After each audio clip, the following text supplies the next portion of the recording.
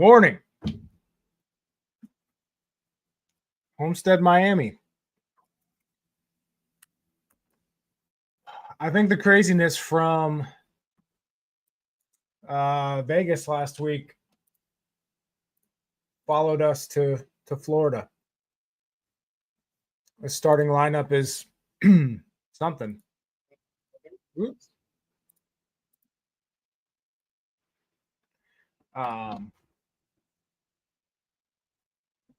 Alex Bowman on the pole. And then the favorites, guys like Larson, Reddick, they're starting further back. So we got some place differential plays in the guys that we expect to be good here. Practice was a little interesting. We'll break that down here as more people get in here. Damn. Got a little cold. Josh Berry on the front row. Chase Briscoe found some speed. He's starting top 5. John Hunter Nemechek starting up there. Austin Cindric. AJ Allmendinger. If you listen to Stacking Denny's or watch Stacking Denny's earlier this week, you know that I'm really like Allmendinger this week. I like him for top 10. But yeah, we got Larson starting 14th. Reddick starting 20th. Hamlin starting 23rd. All these guys that have won here before. RFK guys, Priest and Keselowski starting far back. 31st, 32nd. Austin Dillon, who's really good here, starting 30th. Chastain starting 25th. We got a lot of ways to go when it comes to building lineups this week in which direction to go. And I think the biggest decision that I think you need to make is, obviously we're all going Larson. His best track, best car, best long run speed. There's no reason not to go Larson unless you're intentionally doing it. So think of like a qualifier. Maybe you don't go Larson in there, or maybe you don't go Reddick in there. But other than that, you're going Larson. You're not thinking twice about it. This is his best track. He looked crazy good in practice. He was crazy good at Vegas last week. Same tire setup from Vegas last week as that we have here at Homestead this weekend. I believe it's the same from Darlington last year as well. Let me double check that. Same combination, left and right side tires that Cup teams ran at Homestead in 2024. Same tire setup they ran at Vegas last weekend, twice at Darlington, and on Charlotte Oval last week. Last year. So same tires from Homestead, Darlington, Vegas last week. Same tires. Which was good. We saw fall off at Vegas last week, which was solid. We're going to see a ton of fall off today. That's going to be the name of the game. Pit crews are going to have to be on it. Track position is going to be – you're going to be able to pass, but you're going to need long run speed. You're going to need those tires to hold up. And we'll talk about practice here in a second. I'm a little concerned about Toyota and their long run. Christopher Bell straight up said their car completely fell off a cliff after 25 laps. If that happens in the race, he's screwed. Hendrick has had – Hendrick and Ford have had the best long run cars when it comes to fall off all season. I expect the exact same thing to happen today. Logano's fall off looked really good, but he also didn't have the great short run speed, so his fall off looked a little better because of that. But Blaney's fall off looked good. Blaney's long run speed looked good. All the Hendrick cars look good. RFK cars look good on fall off. The only Toyota that really, and I'll go ahead and throw this up here. So when we're looking at fall off, and this is just when we're looking at 5-lap average to 15-lap average, comparing that 5-lap average to 20-lap average, 5 to 25, 5 to 30, we're just looking at the average fall off per lap. And, obviously we're seeing significant fall off here, but what we notice here is Chase Elliott's car looks really good. He had both. What you're looking for when you're looking at fall off and when you're comparing it with actual practice speeds, you want the guys that are fast in overall speed, fast in lap averages, but also have lower tire fall off. So my point being here, like we look at this chart, SVG looks great on tire fall off. Ty Dillon looks great on tire fall off. They didn't have good cars. So naturally, if they have slower short run speed, it's going to kind of skew their long run fall off times. So don't sit here and take this as SVG has a great long run car. He's going to, he's going to compete today. No, that's not how it works. But it is noteworthy when you have a guy like, Kyle Larson sitting here who's in the top third of fall off and also had the best car. Like that just points to Larson has the best car today. And then I really like Chase Elliott today. I think all the Hendrick cars are going to be good. What I like about Logano and his fall off is Blaney. It should be a good sign for Blaney. Blaney had pretty good fall off as well, but when Logano's there too, I like that for Blaney. We got Logano starting 12th. Pull up these. But, when we look at this, going to the bottom half of this chart, you really notice where the Toyotas are all falling off. And the only one that didn't fall off was Ty Gibbs. And I understand we can't ignore Ty Gibbs' speed in practice. The car looked really good. His long run speed was almost unbelievable how much speed he was able to find at the end of the run and not fall off. Because when you compare him straight up to Larson, and I tweeted out the chart, Gibbs almost had as good, if not better, of a car than Larson on the long run. Which, by the way, if that speed transfers over or continues, obviously a good sign for Gibbs.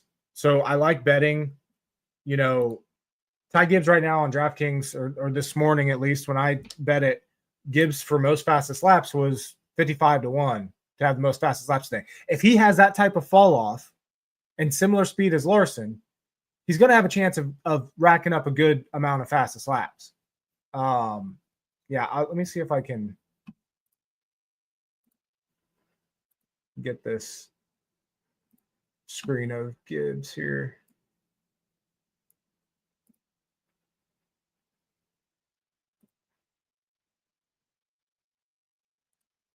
All right. So here when we're looking at the laps of,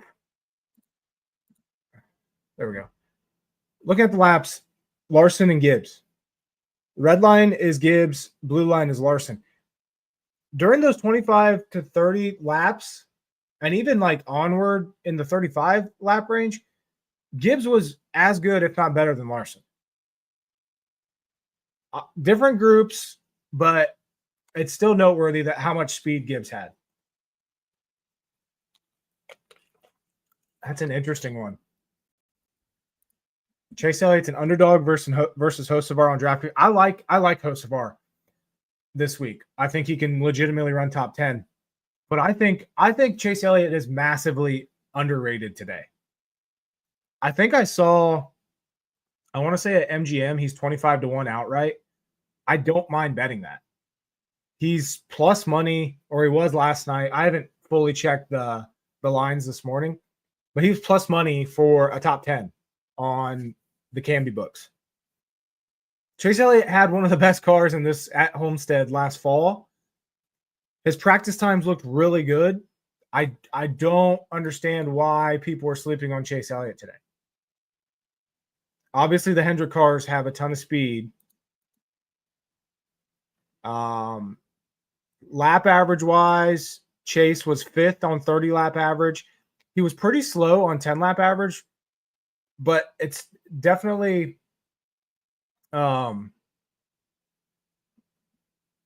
definitely comparable, or it's noteworthy that he was so good on like the really long run. And like I said, fall off here, I like how Elliott looks. All of the Hendrick cars are good. Byron was right there with Larson as far as speed and practice. Yeah, Chase is 28 to 1 on. See, I think you have to. I think you have to hit that if you like Chase Elliott today, because I just, man, let me pull up DraftKings odds real quick.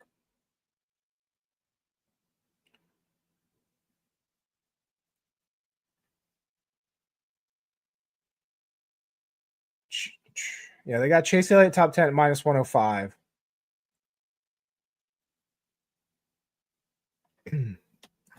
I do. I think you have to sprinkle a little bit on Chase Elliott today, just because of how good he was in practice, how good he was here last year. How do you compare Group A to Group B in speed? So I did split them out in, like, if you want to compare group to group. The first group, Group 1, was a little bit faster than Group 2. So you kind of just have to make that small adjustment, but the speed wasn't super different. So to me, I'm not really, making it a super point to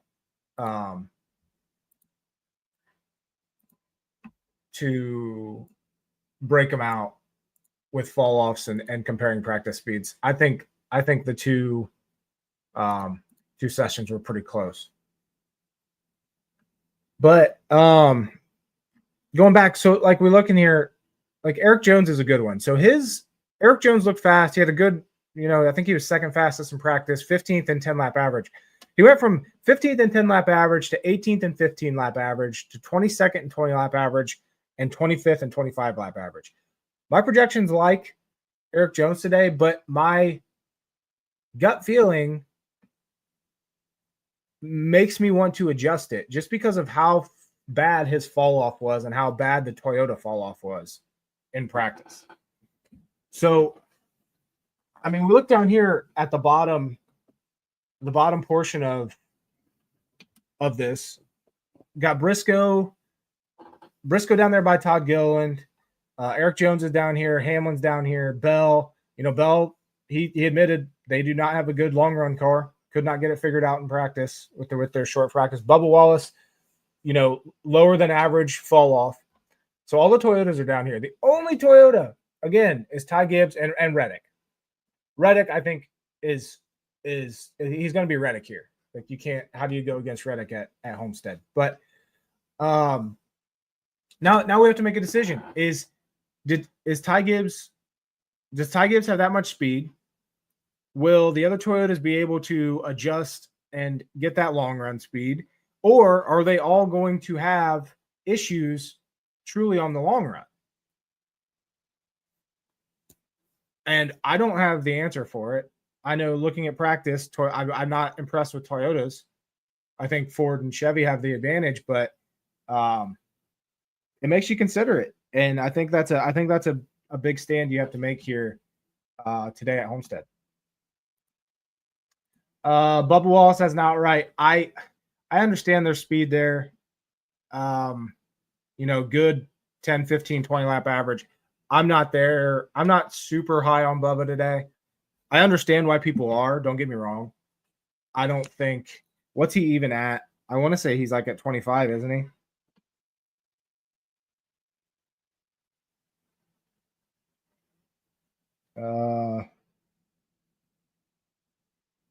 Bubba's at 20. See, I'd rather have Chase Elliott at 28 than Bubba at 20.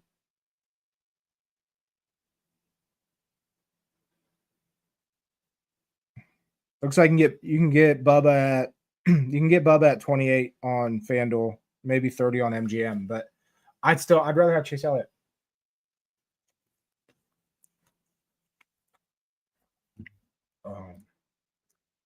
Gibbs signing Craven Moorhead. I honestly have no idea who that is, so I don't have an opinion. Yeah, I don't have that. But so, going back, like I said, Hendrick looks great in practice, looks great on the long run. And I think that's gonna come over to Spire as well. So Hocevar legitimately top 10 here last year. I think Justin Haley's a strong play today. I think a lot of people are going to be on Haley.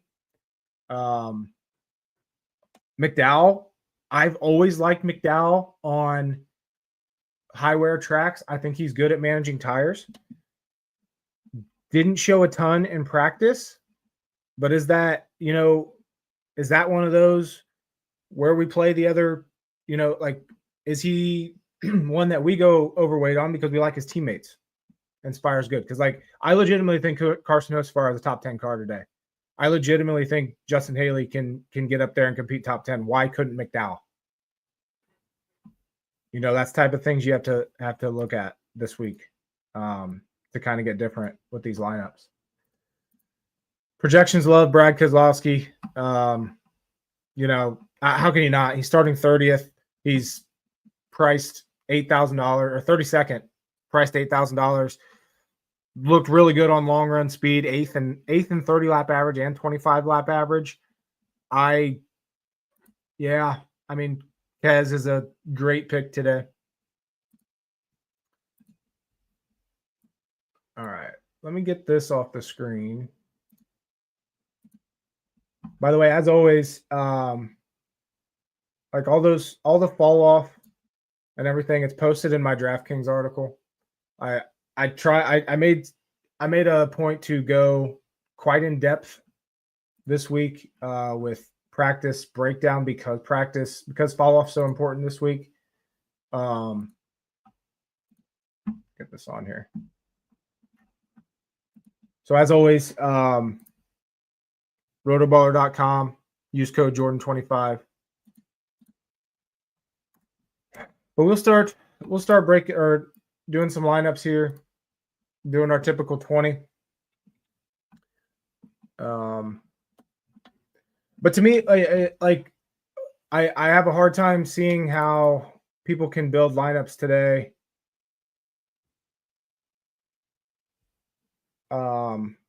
Not just immediately going Larson Reddick.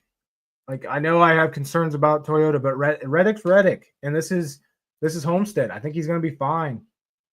To me, it's very difficult to make any lineup today without those two, without intentionally going against those two. It's the perfect storm to take them. They both have place differential upside.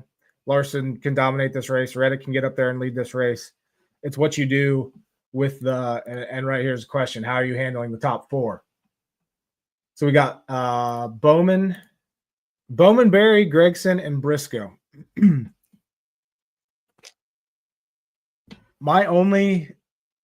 only one, I take that back.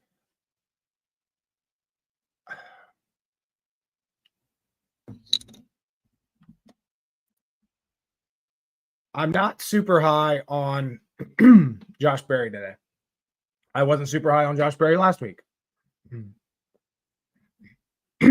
Excuse me. Damn. Could I see situations where Josh Berry gets up there and leads laps? Yeah. Do I think it's going to happen? No. If he wouldn't have won last week at Vegas, and if he wouldn't have got the track position late, we wouldn't be talking about Josh Berry this week. And that's where I'm at with it. The only reason that he led the laps last week and got the win was because of his track position late and because of that late caution. Bowman, Hendrick car. I don't know. I honestly, it's hard for me to kind of picture how many people are going to be on Bowman today, because to me, Bowman's obviously a Hendrick car. Didn't really expect him to get the pole. His track record here at Homestead, I mean, he didn't look great in practice. He looked average in practice. But I think you have to keep him in your mind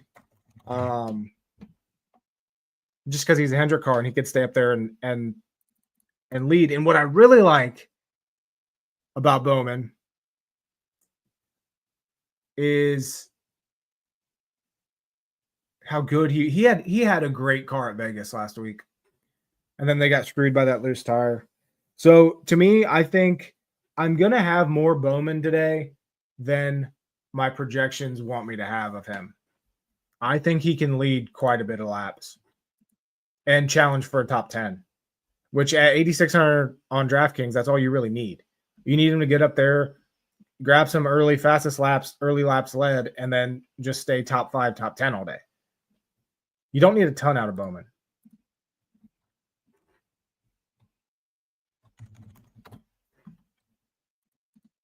As far as like Gregson, you can make a point for him because he's in a Ford, but I don't trust front row a ton, so I don't think he's going to stay up there. If he does, I think he'll be like he'll slip back to 8th and he'll run 8th for a while. Like I don't see him getting up there and leading.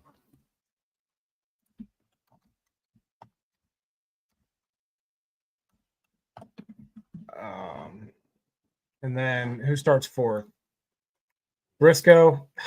I don't trust Toyotas outside of Reddick today and maybe Ty Gibbs.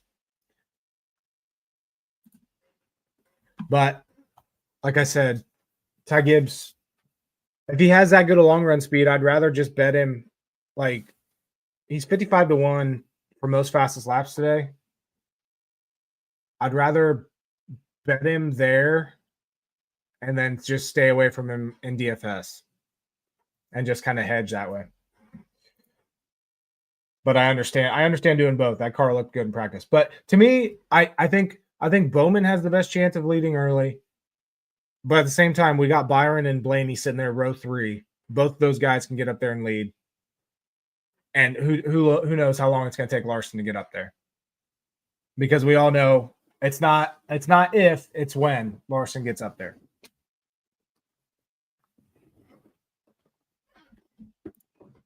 Fantasy Live matchups, would you take Hocevar over Dinger? I know a lot of people are concerned about Allmendinger's speed in practice and his averages. But Allmendinger's really not awful. I posted this in our Discord. Something happened like right in the middle of his first run. I don't know if he came in. I don't know if something happened. And that's what killed his 10 lap average and everything else, because I'm pretty sure he came in and made an adjustment or something, which obviously is going to kill your 10 lap average. But the fact of the matter is, Allmendinger is great at Homestead, and I seriously think he challenges for a top 10 today. I couldn't believe when FanDuel opened him back up and kept him at plus 270 for a top 10, because I like that before qualifying. Goes out there, qualifies 10th, still, and still kept him at that. Yeah. As far as matchups,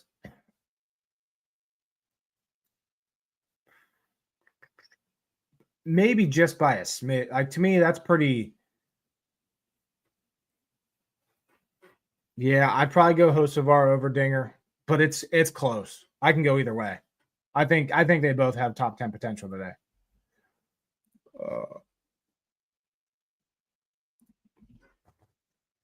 Glutton for punishment, Gibbs outright, 30-1. Yeah, he was pretty long early in the week just because they were so off last week. But to me, like, I don't want to ignore the practice data with Ty Gibbs, but I'm willing to because it's Ty Gibbs, and he tends to and has always practiced better than he actually runs in the race. I'm not saying completely ignore practice data. I love looking at practice data. I rely on it probably too heavily most weeks. But this one I'm leery about. And like I said, I think I'm decently hedged. I bet Gibbs for a top 10. and then I bet him most fastest laps. And that's why I'm more comfortable staying away from Gibbs in DFS because I'm hedged elsewhere.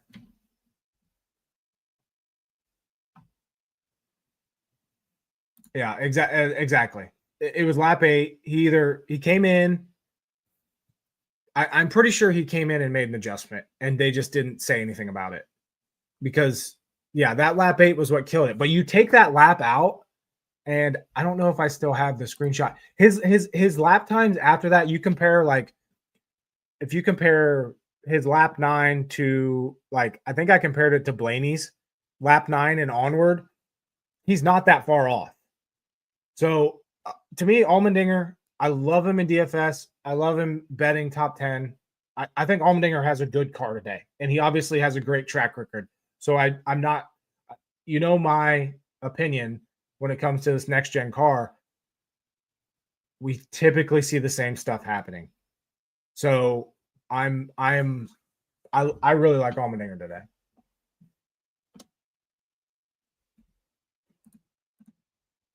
I'm not sold on Chastain. I'm really not.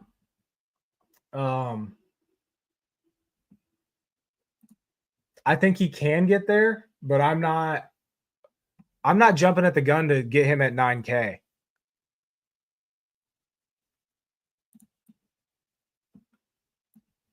I think you're better off going Kez at 8 and building down from there. And if I'm hitting the 9K range, I'm probably going to go up and I want to grab Chase or Hamlin. Obviously, I don't fade Chastain completely, but I don't think he's a slam dunk today. And he's really only had one good race at Homestead.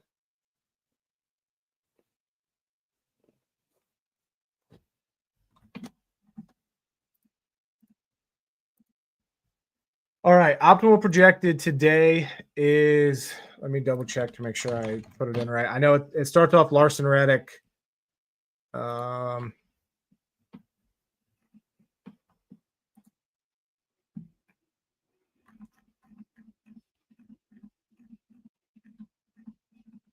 goes Larson Reddick, Keselowski, Hocevar,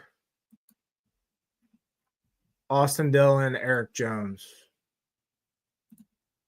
And honestly, the only thing I don't like about this lineup is I'm questionable on Eric Jones. But you know what you can do?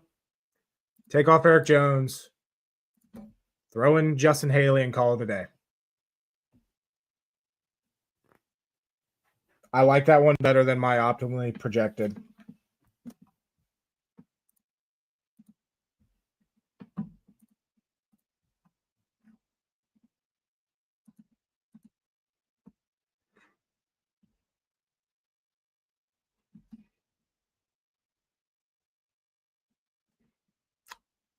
Obviously, I'm high on Spire. I'm high on Hocevar today. I think Justin Haley's a great pick as well. You got your main dominator in Larson. You got potentially a second dominator in Reddick, and then it's place differential and finishing here for the rest: Keselowski, Hocevar, Austin Dillon, Haley. So I should probably enter my optimally projected, but this is kind of like eye test. I like this one better. And I have Haley and Jones projected pretty much the same fantasy points wise. Obviously, Haley has a little bit of an edge. Like I said, this is what the optimizer has, but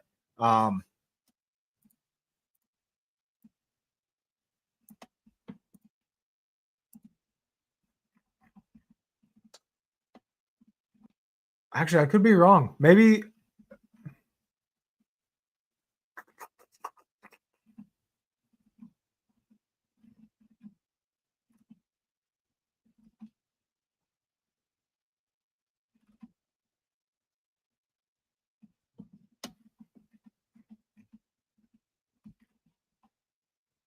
I think I entered it wrong.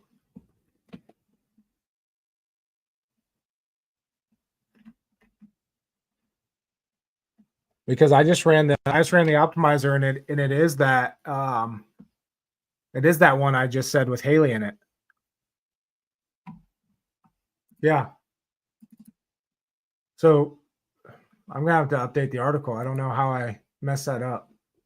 But anyway, yeah. So Larson Reddick, Keselowski, Hocevar, Haley, Austin Dillon. I like that a lot.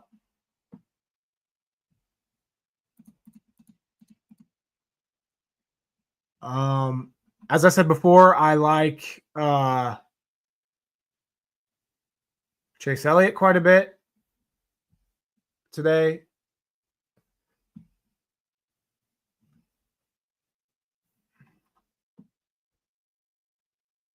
Like Allmendinger today, despite him starting 10th, I think he's a solid tournament play.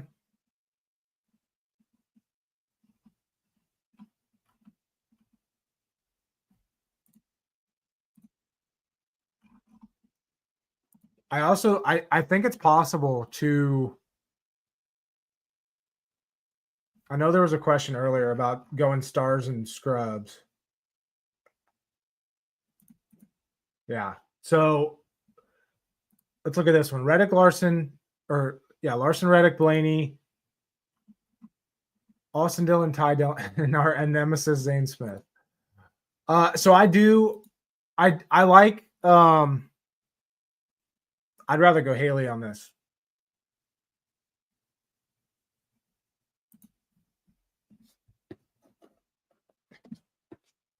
Just remember that for this one to work out, you're going to need Blaney to lead quite a bit. But no, I'd rather go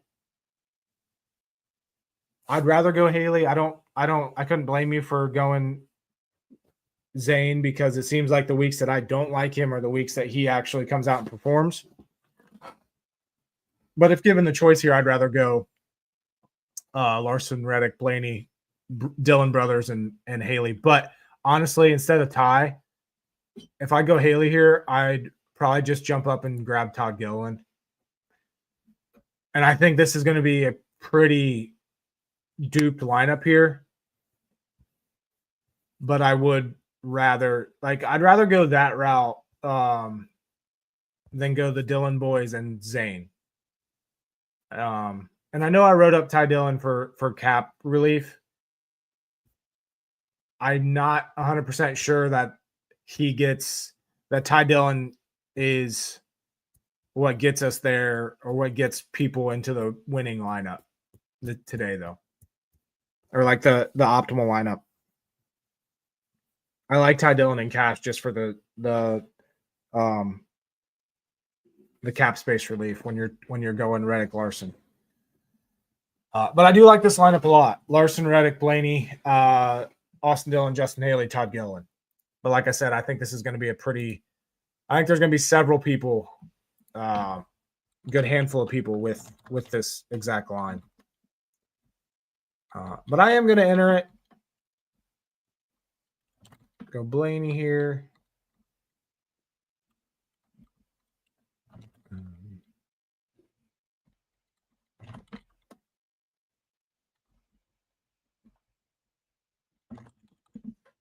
Todd Gilliland's one of those guys. I don't think outright. If I was just I'm not betting him for a top 10 today, but at the same time, he's one of those guys that if he keeps his car clean and he's starting 29th, he could not luck his way, but he could make his way into the top 20 by the end of it.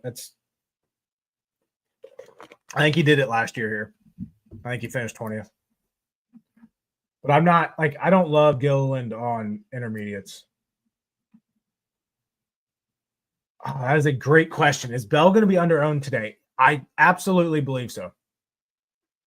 Which is kind of crazy considering him and Allmendinger have the best average finish at Homestead in the next gen era. But starting 16th, he's won here before.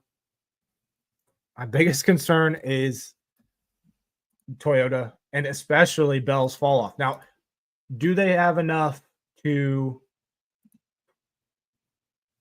Did they learn enough in practice to fix his fall off? Falling off a cliff entirely. I'm not sure, but I agree with you. I think Bell's going to be underowned.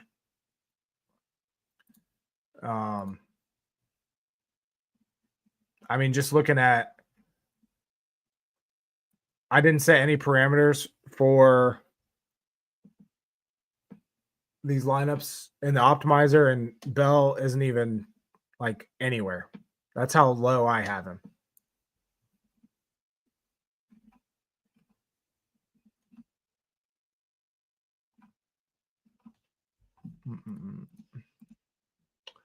Forrest thoughts today. I don't know. I mean, I think you have to have exposure if you're mass entering. Starting 33rd, I'd rather go Hocevar.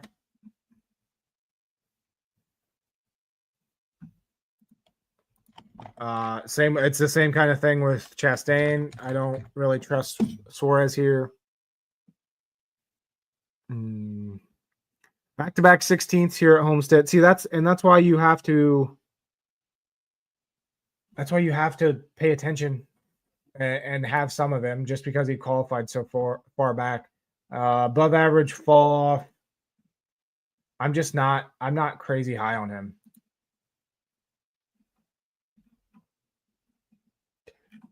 But he's still a top 20 car, so you gotta work him in there for sure.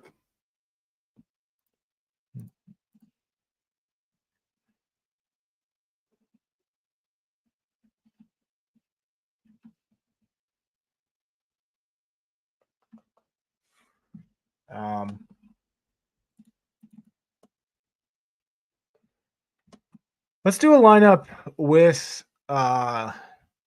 no Reddick in it. See what that looks like.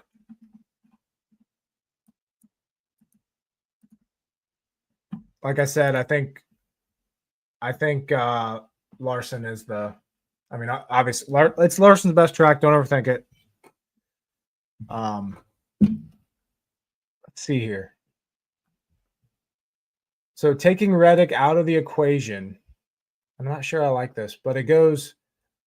First lineup that came up is Larson, Elliott, Keselowski, Hocevar,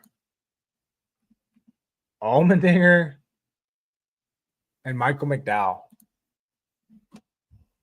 Whew.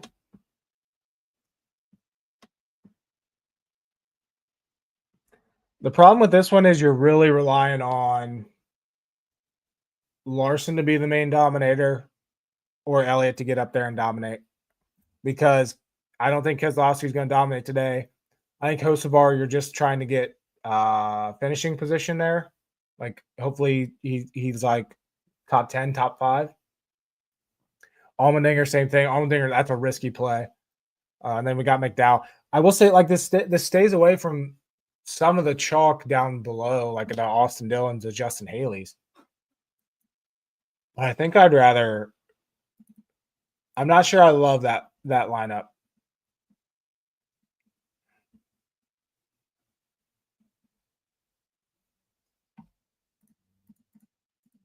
The second lineup goes Larson, Hamlin, Elliott. It says McDowell, Dillon.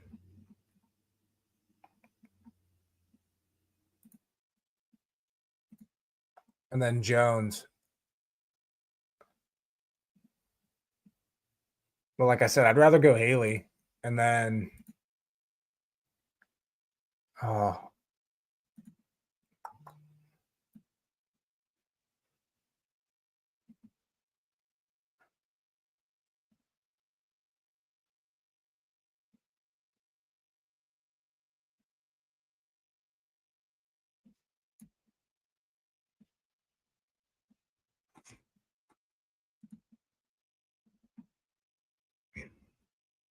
Man, if you trust the Toyotas, you could fit in Gibbs in this.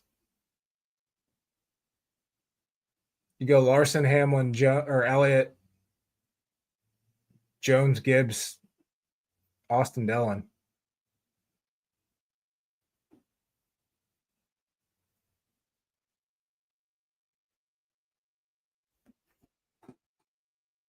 I said I don't know if I trust Eric Jones this week.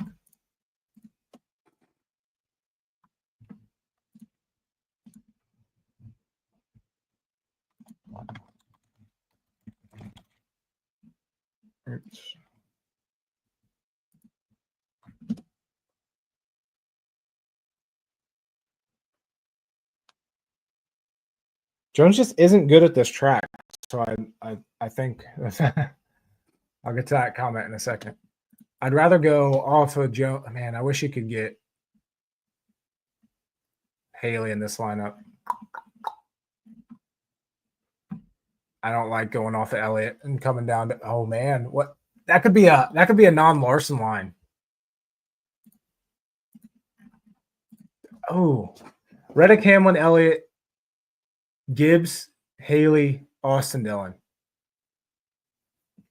I found my non-Larson line, or one of them.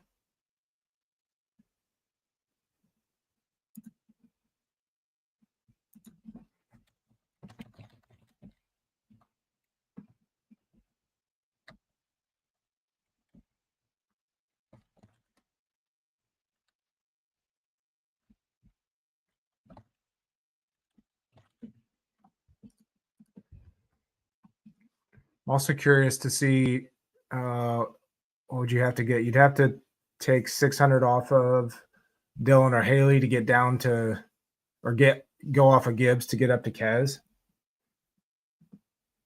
I don't hate doing that either.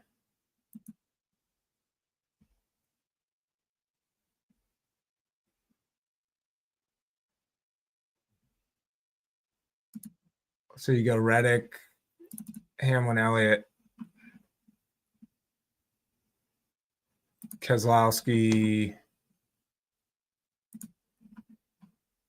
Gill and Haley or Dillon. You can go either one.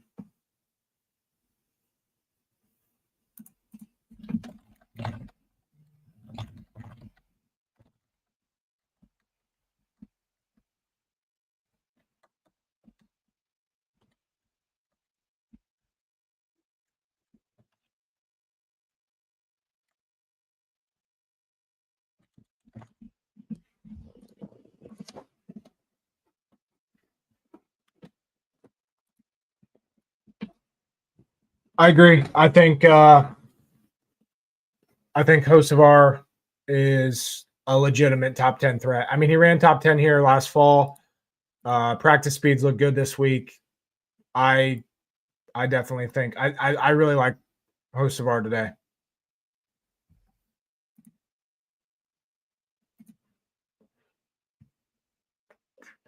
All right. Bell, Blaney, Byron. Oh man. Zane,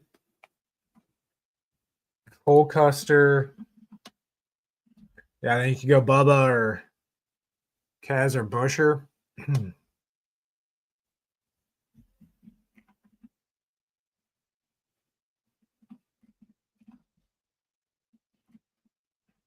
I'll be honest, Custer's not even on my radar.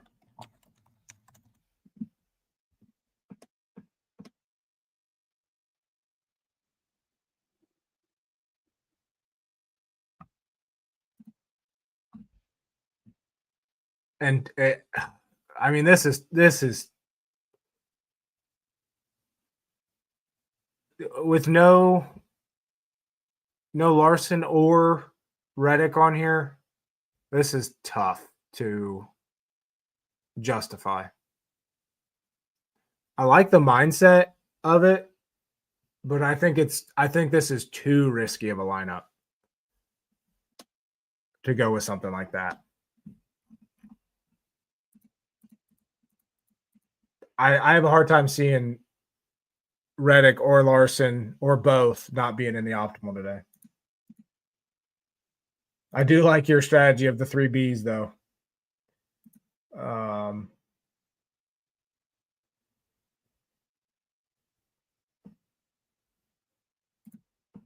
Favorites out of the expensive drivers. Like Larson's the easy one. Reddick should be top 5. I think Byron can potentially lead. I just don't know if we need to focus that heavy on the early dominator unless you're going Bowman.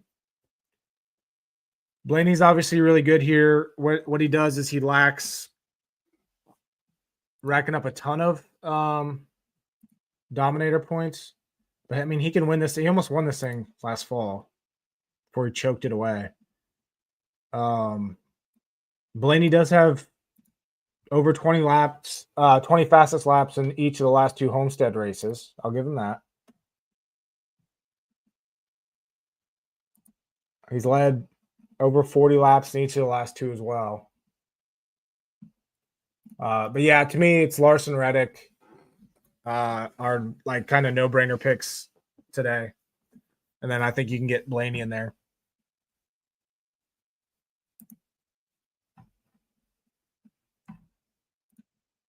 Going back to this, Reddick, Hamlin, Elliott.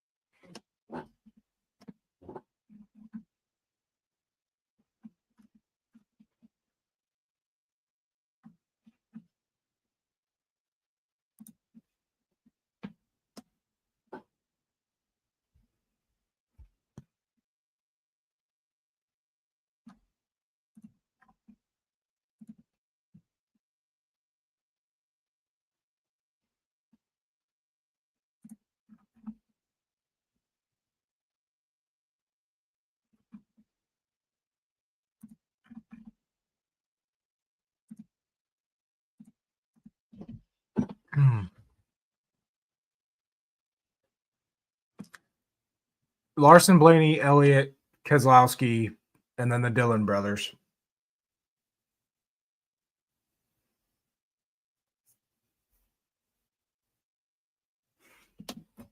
That's a non-Reddick line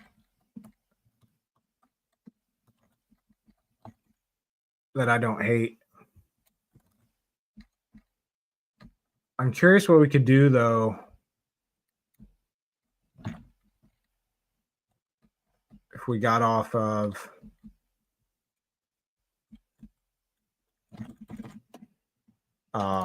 Kez and went down to Hocevar.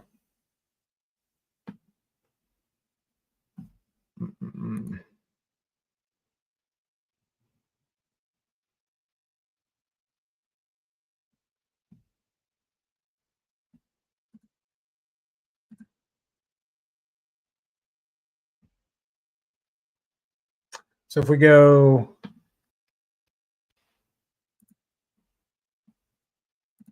Larson, Blaney, Chase Elliott, Carson Hocevar,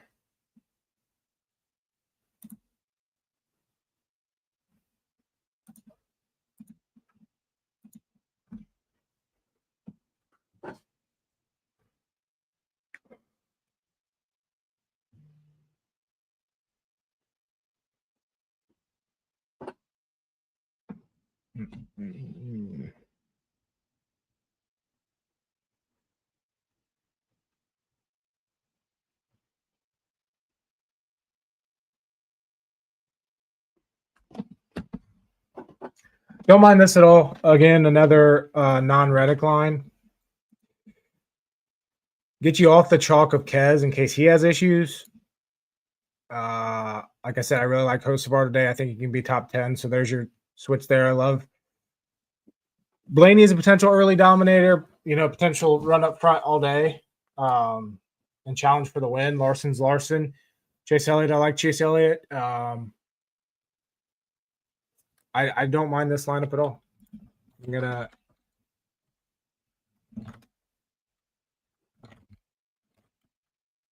get this one in there too.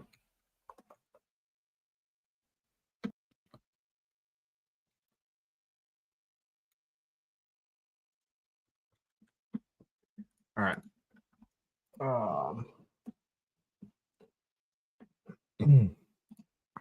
Gregson, top 10 shot. I don't trust front row. I really don't. Outside of like obviously it's kind of hypocritical for me to sit here and say I don't trust front row when I just did a lineup or multiple lineups with Todd Gilliland in it. I don't trust front row starting that high. Gregson, very good at this type of track. Pretty good here at Homestead. I have a hard time seeing him lead a bunch of laps, though. And I have a hard time seeing him not falling back. I think a top 10 is possible, but just taking fastest laps and laps led out of the equation, if he finishes 10th, which is a good run out of Gregson, with place differential, he's scoring 27 points on DraftKings. And that's a top 10 run because he starts so high. I'm not seeing the I'm not seeing the upside with him.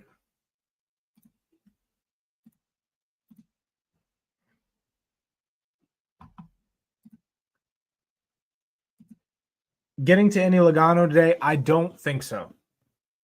And I'll tell you why.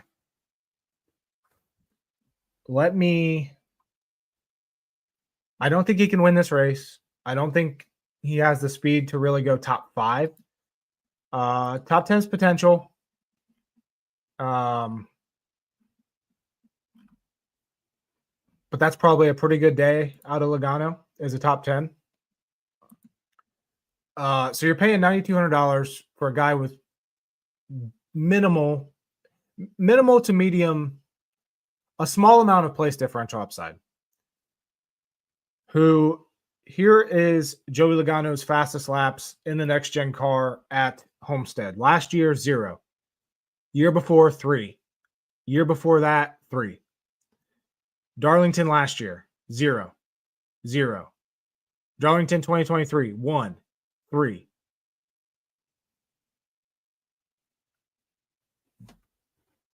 I'm not getting to Logano today. Laps led. Let's do that for fun. Homestead, the last 3 years, 0, 0, 0. Darlington, the last 2 years, 0, 0, 0, 0. He did get out front of Vegas last week. I'll give him that. But it wasn't like, to me, that's more of an anomaly than anything. You look at comparable tracks, you look at intermediates, Logano's just not quite getting it there, and I don't. So I'm not getting to him today. Oh, Blaney, Larson. Okay. Kez. Oops. Hocevar. Priest, Austin, Dillon. I want to say this is a pretty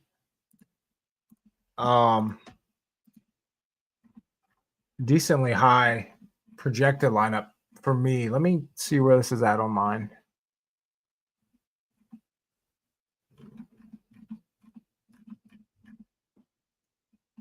My projections like Hamlin and Elliott way too much.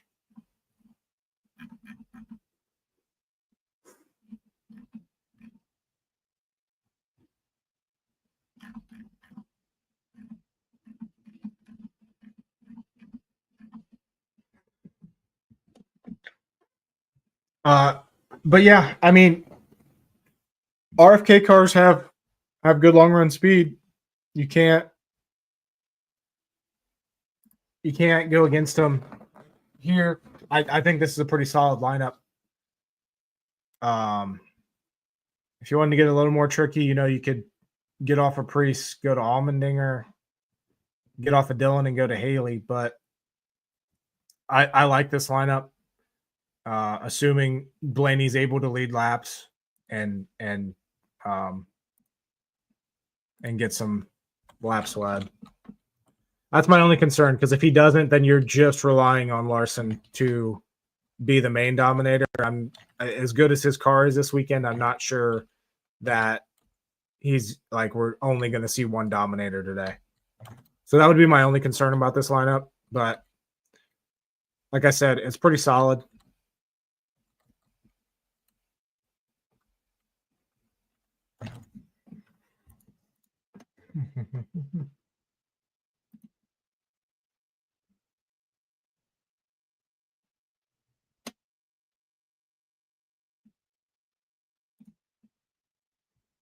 You have to remember with Zane Smith, he tends to always practice better than he qualifies. So we go through similar conversations like this pretty much every race. He usually usually practices and qualifies pretty well. But the number of times that he disappoints on race day is annoying. So to me, I think Gilly's a safer play. And I'm assuming when you say scrub, you mean anyone under 6K. I'd probably go Gilliland over Zane. I see the upside on Zane. I do. If you like Zane today, I think you can get him at 9-1 for a top 10. So you could kind of hedge that a little bit. I think he's too risky in DFS to really have a ton of him. I'd rather go Gilliland. And then Ty Dillon is like super scrub that I like. If you really need the cap space, jump down there and grab him at 52.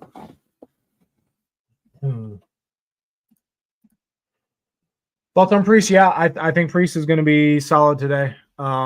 Should be top 20. Should have that place differential upside. Like I said, his long run speed. Him and Keselowski look good on long runs. Obviously coming off that great run at Vegas last week. It was a good finish. It wasn't a great run for Priest. Last fall, Priest finished 10th. I mean, like, I like Priest. There we go. Need a lineup with Dinger. Let's do that.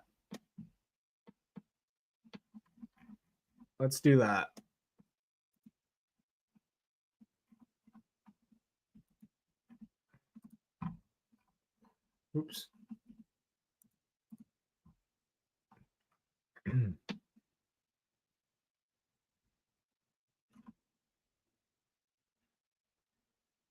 So my projections, this is what my projections like the most with Allmendinger in it.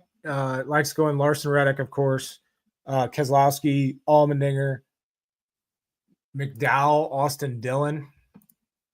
Again, I think I'd rather go Haley over Dillon. I'm concerned if Dillon fires off slow, he could get lapped early. So I think I'd rather go Haley.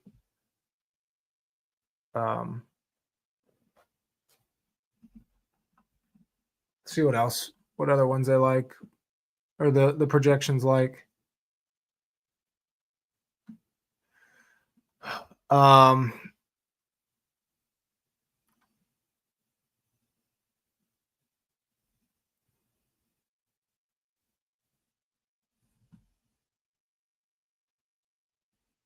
There is one with Eric Jones and Priest, which I would like more if I liked Eric Jones more. I don't trust Eric Jones, but that's not bad. Tournament wise, I think I'd rather go McDowell, Haley, and stick with that Spire speed.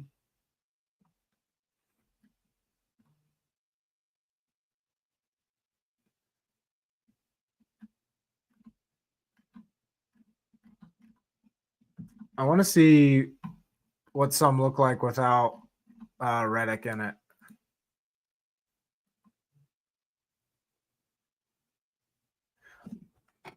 Ooh. What if we went? This is so. What if we went Larson Reddick,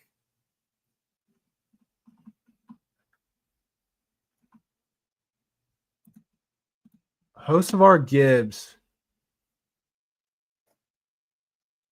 Haley Allmendinger?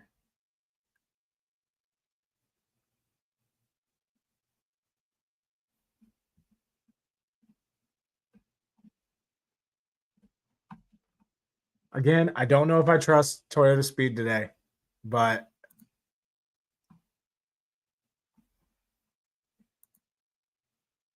I think I'm going to end up with more Gibbs than I initially planned. Like I said, my projections don't really like Gibbs today. But that's one way to go with that. Let's take Reddick out of it. And let's see. So obviously we're gonna have Larson in there, but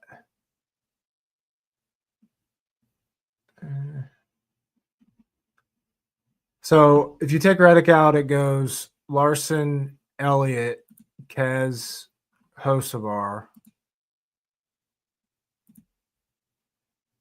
and then McDowell. I'm not.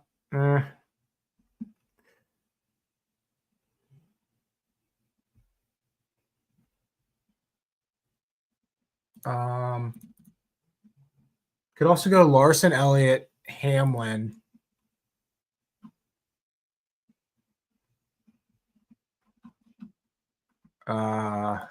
Haley, Dillon.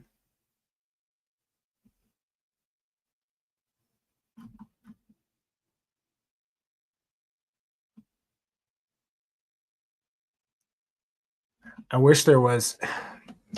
See, I wish you could get up to Blaney off of Hamlin there.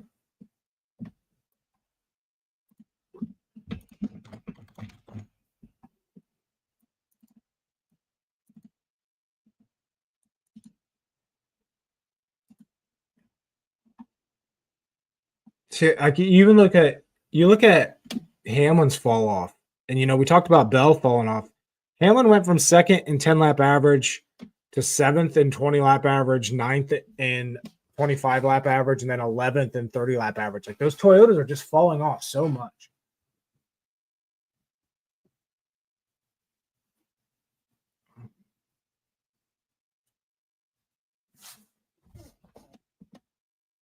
Obviously, like you can't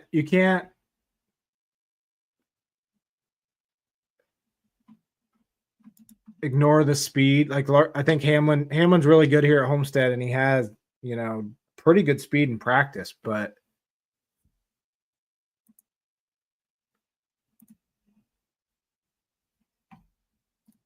I could find a way to fit in, like, because if you go here with Blaney, you have to like cut off Dillon and go Jones, and I don't, unless you jump down to Zane or Gilliland.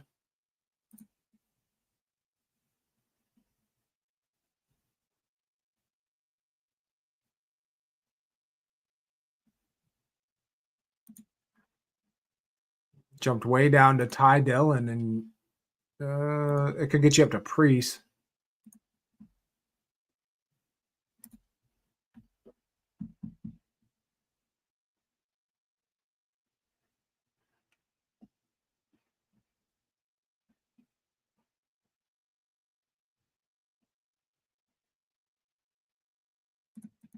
But yeah, I think I'd rather go with Blaney over Hamlin in this situation.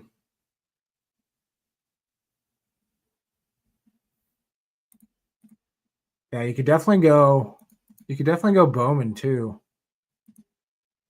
Go do the Hendrick stack here of Bowman, Elliott, Larson.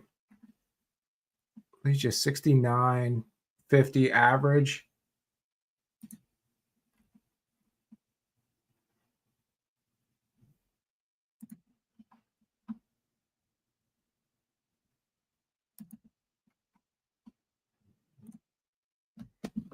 Go Hocevar Haley.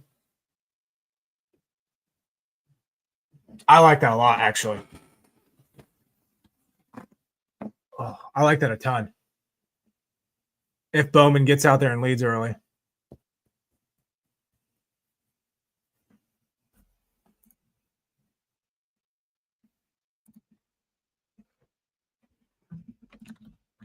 So you go Larson, Elliott, Hocevar, Bowman.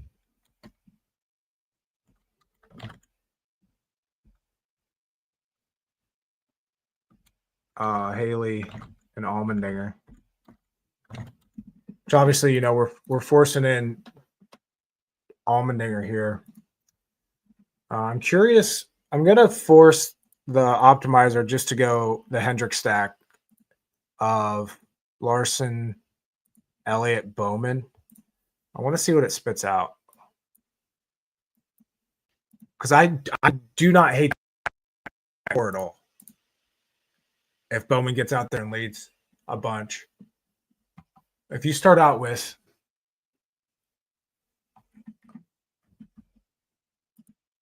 Larson, Elliott, oops, didn't mean that. Larson, Elliott, Bowman.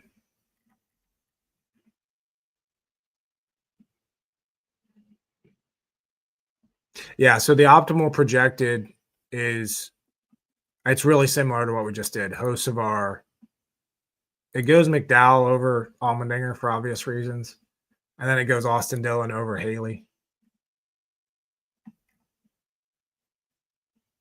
Which again, I have those two really close. And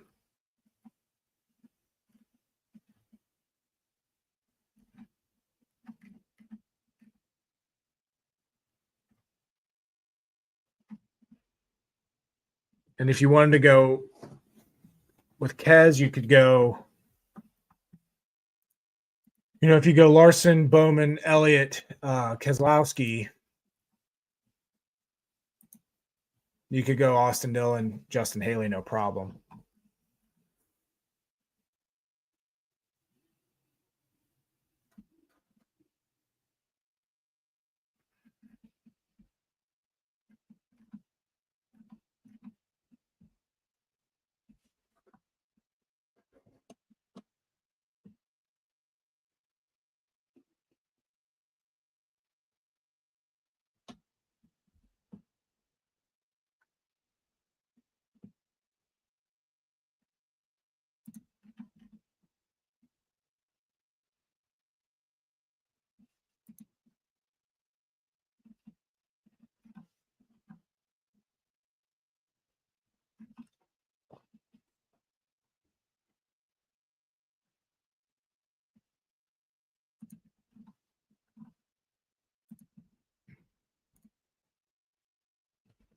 Yeah, I'm gonna lock this one in as well.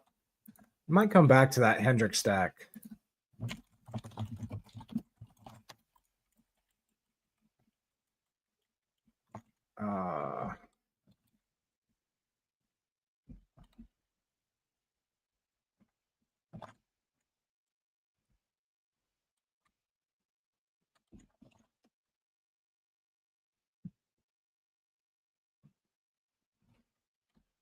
I just noticed something as well. Update that.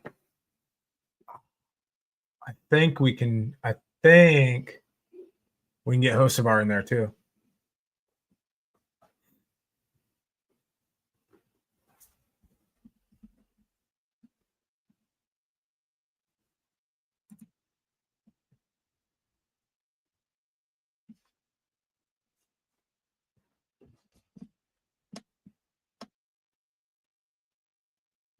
So you go Larson, Elliott, Bowman, Keselowski, Hocevar, Ty Dillon. Could also grab Bubba Wallace if you wanted that.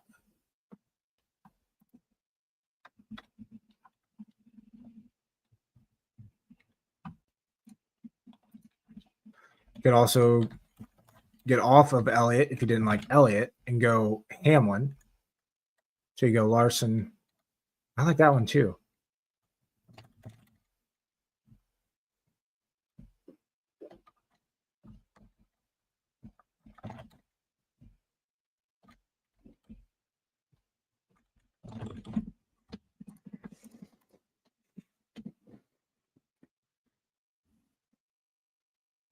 I'll probably throw that one in there as well. Think about fading Larson and single entry content. Yeah, if you're gonna fade Larson, that's probably the place to do it. Like I said, something like a qualifier or single entry contest. Larson's going to be the highest owned guy on the slate. But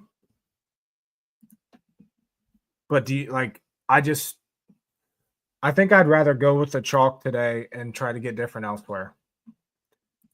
But I completely understand the thought process behind potentially fading Larson there in single entry. You could also, like I said, you can go Hamlin here. So you can go Larson, Hamlin, Bowman, Kaz, Hocevar, Ty Dillon.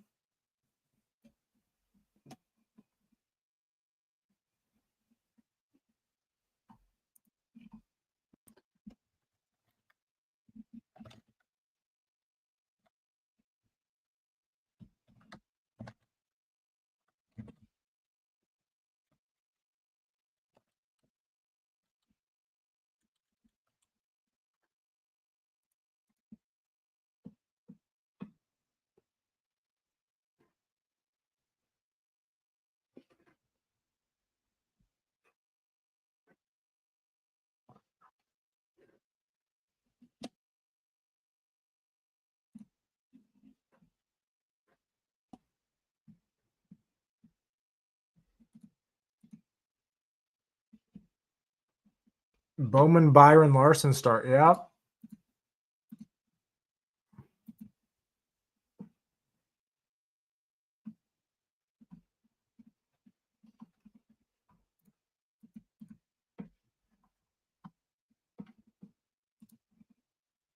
Makes it a little more difficult because you're spending an extra 1,000 to get up to Byron. I'm not sure I like it. If I like starting this build, I'm going to see what the optimizer says, but I think I like spending or saving 1,000 and going to Elliott and having the place differential upside.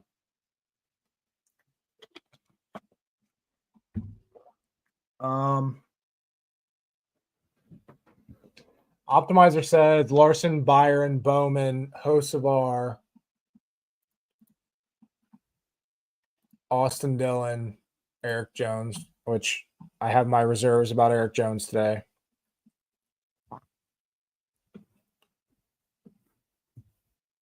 You could go, instead of Hocevar, you go Priest.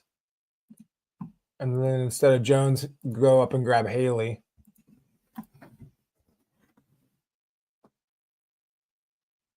I don't hate this one. Like I said, though, I think I'd rather.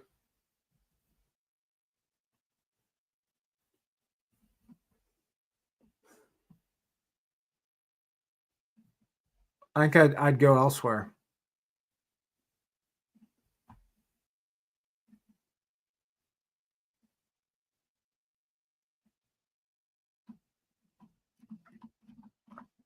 I'd almost consider going down to Blaney.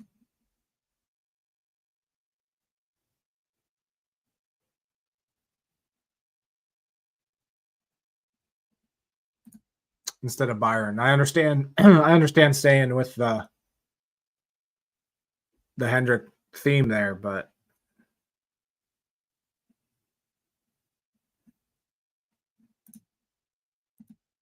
then you could grab Suarez. It's a tough call. I think Blaney has better upside than Byron does.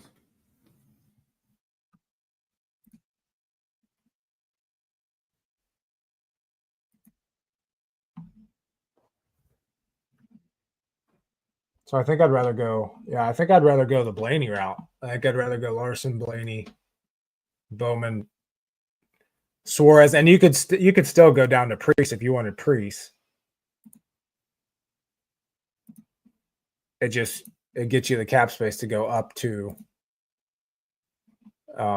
Suarez if you want.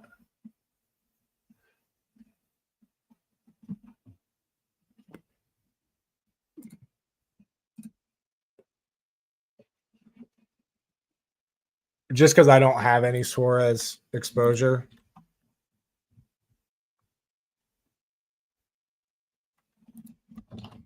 in these lineups right here, I'm going to go Suarez.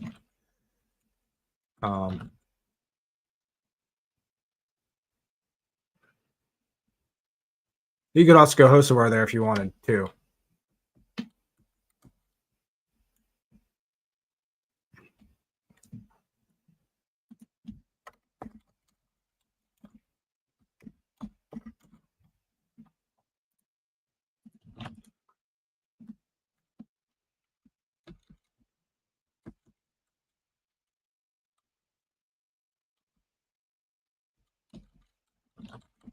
All right, I have enough Bowman. No more Bowman.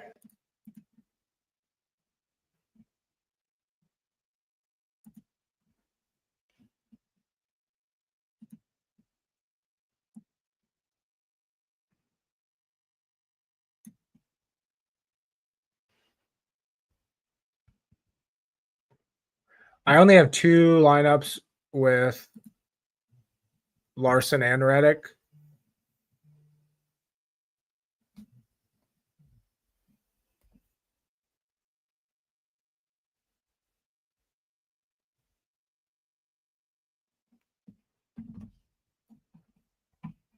So I definitely need to build some there.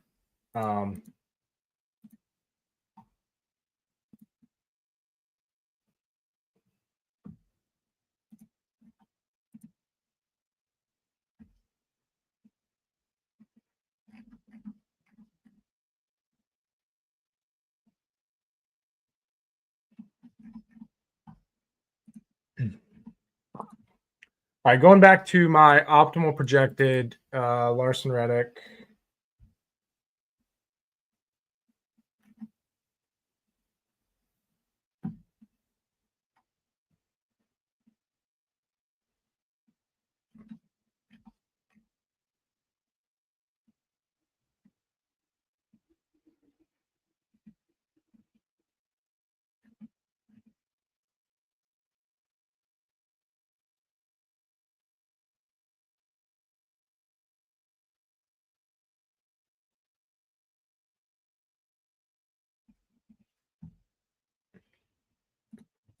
If we do a Larson Reddick Elliott build, and then come down, grab Priest, Justin Haley, and Ty Dillon.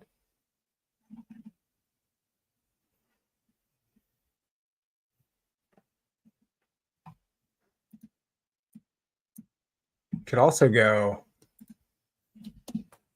Almendinger off a Priest with this, and then get off of Elliott and go Larson if you wanted.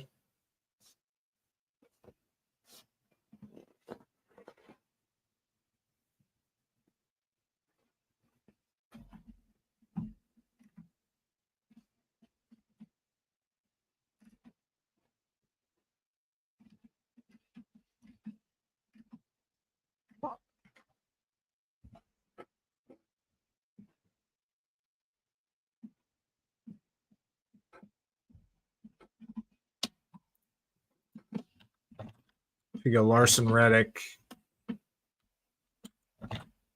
Elliott,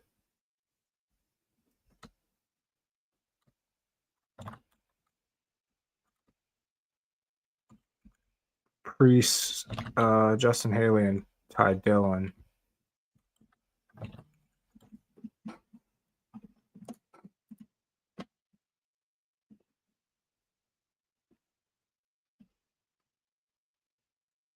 Like I said, you could also, you could go Austin Dillon there.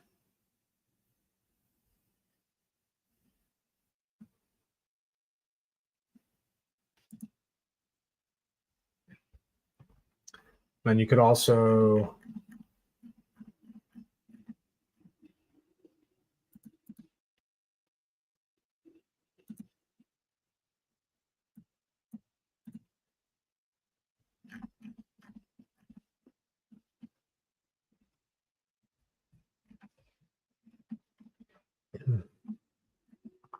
the problem with stuff in Larson Reddick is you kind of have to go Ty Dillon if you go with like an Elliott or a Hamlin in there. But you could definitely do like a Larson, Reddick, Blaney. And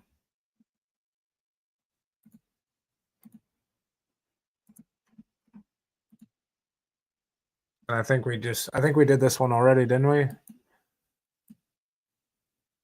Yeah, Larson, Reddick, Blaney, Austin Dillon, Haley, Ty Dillon, and I don't or Todd Gilliland. I don't mind this one at all. Also, if you wanted to come off of Blaney, grab Hamlin. Again, you're not.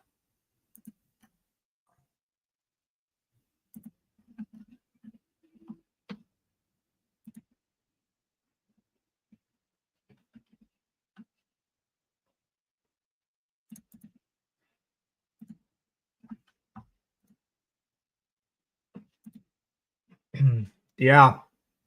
I'm not, just like last week, I'm not 100% sure what to think of Josh Berry this week.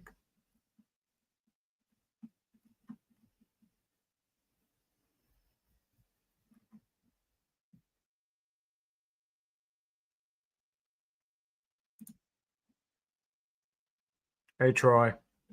Morning. What time is this? We got 2 hours, 45 minutes till lock. There's a lot of ways to go this week. I'm kind of talking myself into not going Reddick as much.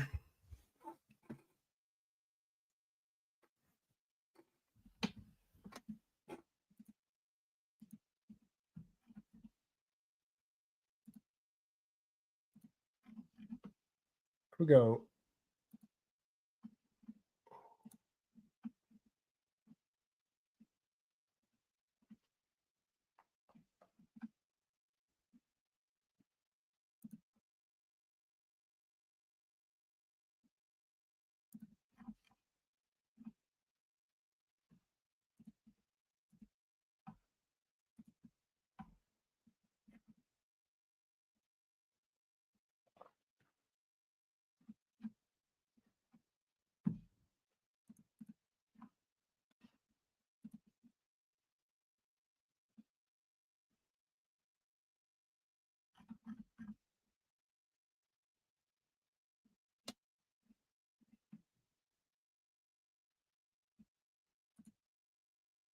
Yep. Oh, true. I forget where I got this. Okay. Truex. I think I got this at Bristol last year. Either Bristol or Martinsville. But yep. Got a Truex jersey on. Yeah. Which Dylan you talking about? I mean, they're both. I don't like either of them, but Austin Dillon has such a good track record here. It's hard to overlook him. Ty Dillon, if he just keeps his car clean, he's going to finish mid-20s, and he provides a good amount of salary cap relief.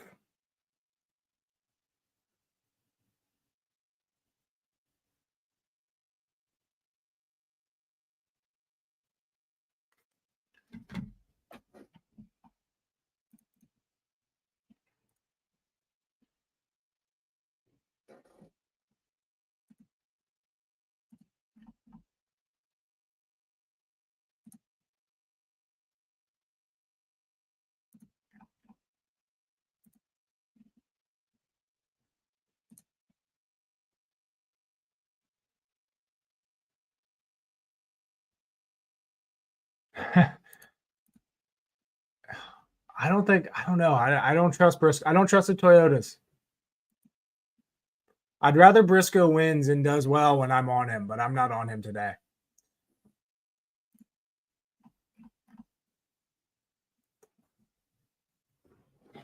Here's a decent lineup. Like a non-Larson Reddick line.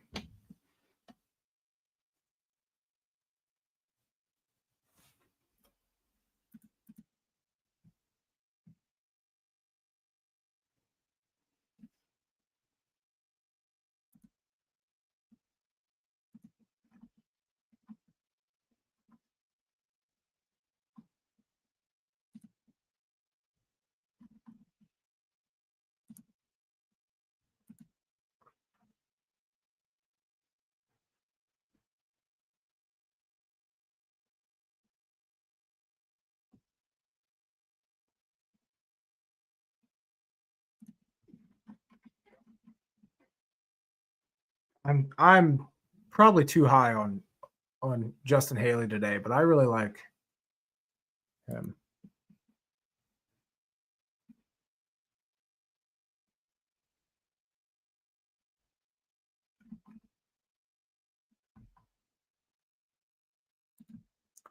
What was our non-Larson lines looking like?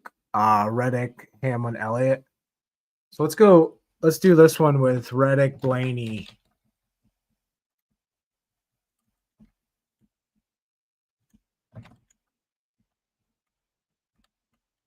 Elliott, Kaz.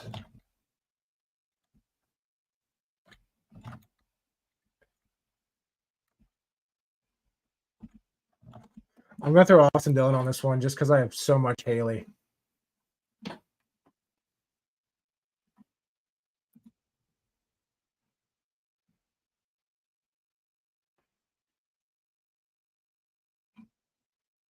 I could also, I mean, this same lineup, you can get up to Larson if you wanted it.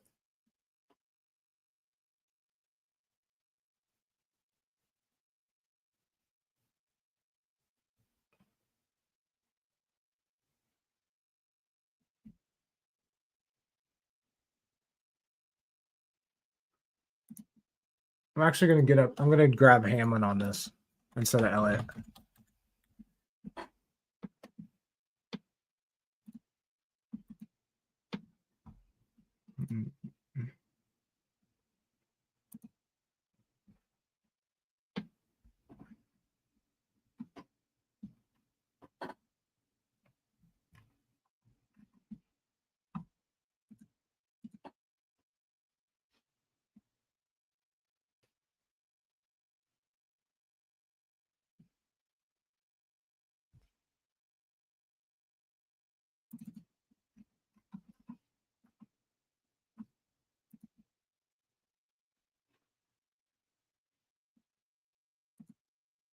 What if you go Gilliland and Ty Dillon?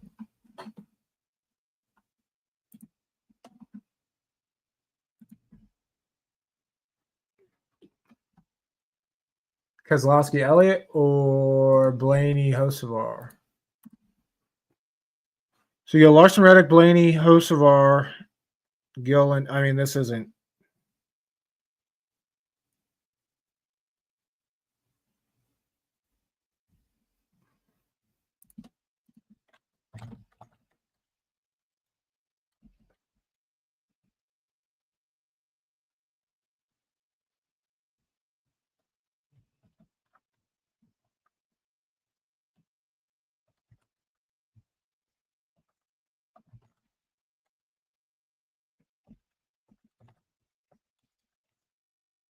I'm going to do the one with Elliott, though.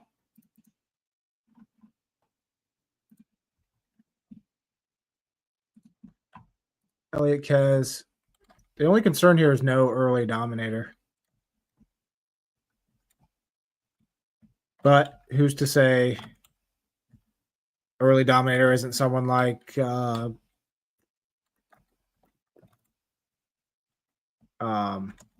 Gregson or someone, and then, you know, they just slip back when it's all said and done. Any chance SVG isn't a shitbox today? I probably wouldn't bet my money on it. I'd say a good day out of SVG would be a top 20. And that's like a really good day.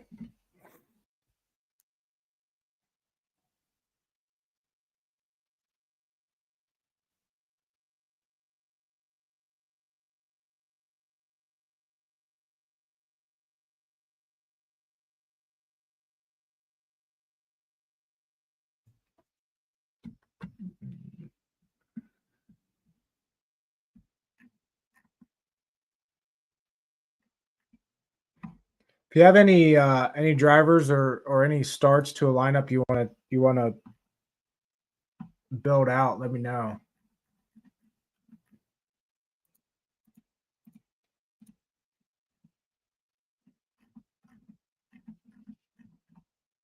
Shit.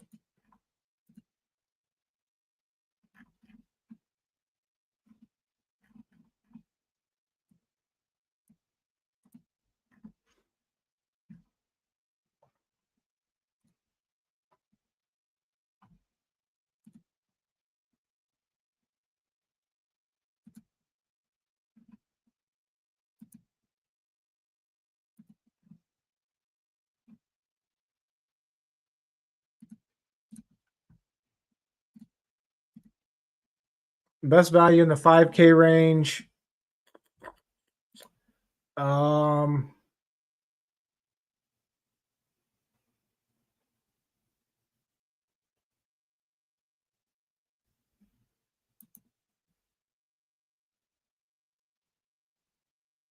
My projections say Ty Dillon in the 5K range.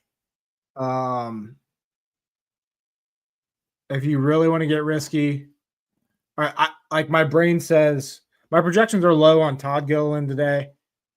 I think he could still finish top 20. So I don't mind Gilly there. Ty Dillon with the major cap relief there. If you really want to get crazy, go Zane Smith. I'm not high on Zane Smith today. Suarez one. I did do one earlier. I'll bring that one back up, but I'll do another one because I already know I'm not. I don't have enough Suarez today, but the last one I did was Larson, Blaney, Austin Dillon, Justin Haley, Bowman. That was the last one I did. Let's do this. Right here.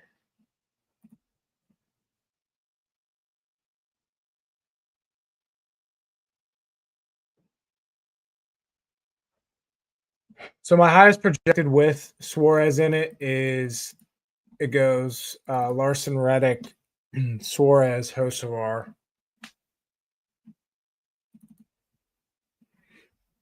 McDowell, Austin Dillon.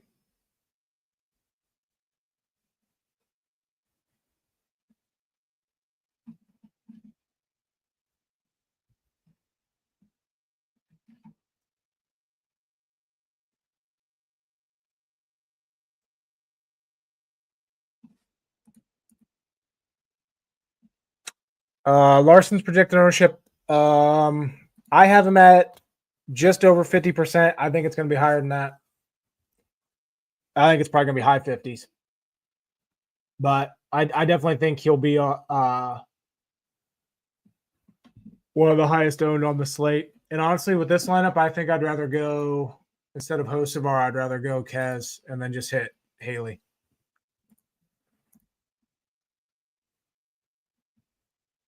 So Larson, Suarez, or Larson, Reddick, Suarez, Kez, Haley, Austin Dillon.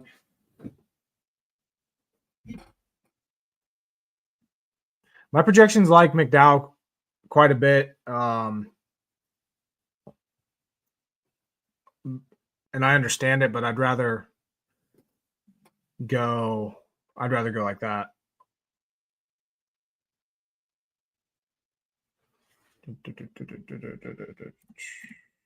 No problem. Can Suarez pull off a top 15? I wouldn't say it's like guaranteed, but he has a pretty good track record here. Speed wise, 14th and 30 lap average. Like, it wouldn't surprise me at all. I think Suarez, without any incidents, is probably looking at a solid top 20 finish. Depending on how cautions fall and strategy plays out, could he crack the top 10? Maybe. I'm not super high on him today.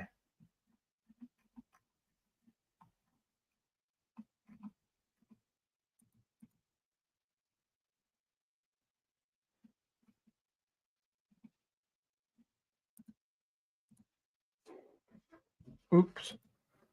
How high on Gibbs are you? Hard to trust those practice speeds, but he's cheap if he's that fast. I agree. And it's so what's weird is one, like if you watch the broadcast, they said he suddenly found more speed later in the run, which, I mean, it's certainly possible. Maybe he found a different line or he moved up or something. But to me, it's so hard to trust it. It's so hard to trust when he is the only Toyota that got better over the long run. The only other Toyota that relatively maintained its speed on the long run was Reddick. So yeah, I would rather. So the reason I'm not super high on Gibbs and DFS is because I bet him top 10. I bet him most fastest laps, fastest single lap. So that's why I'm not super high on Gibbs. I understand why people would be after practice, but my gut tells me those practice speeds might be overblown. So I'm kind of staying away in DFS. But yeah, I mean, if he's that fast, it opens up the door so much, or to do so much with a lineup.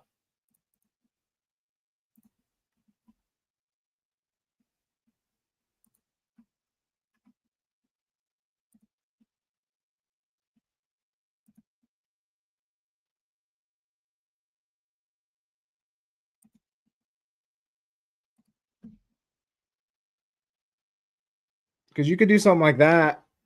You could go Larson, Blaney, Kez, Gibbs, Priest, Haley, or Austin Dillon if you wanted to go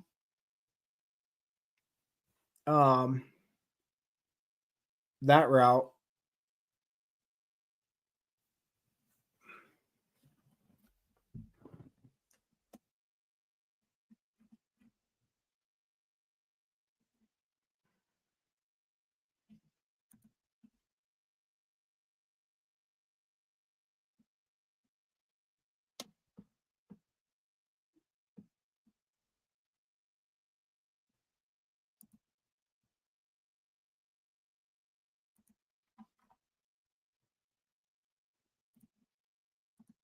You could also go, you could go Larson, Reddick, Gibbs, Keselowski, Priest, and then Gilly.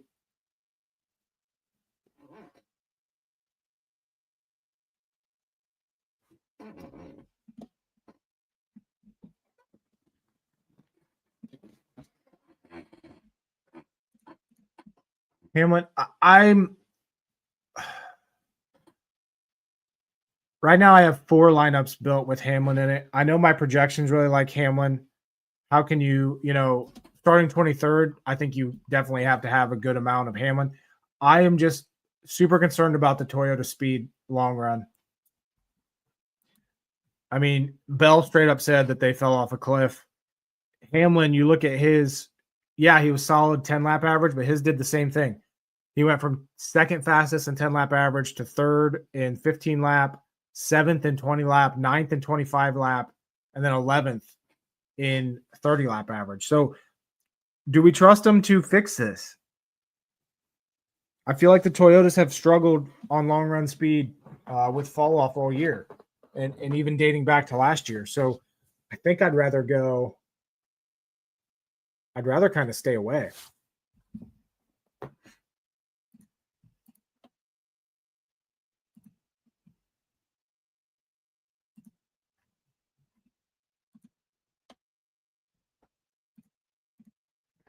Anyone to the rear? I haven't been paying attention.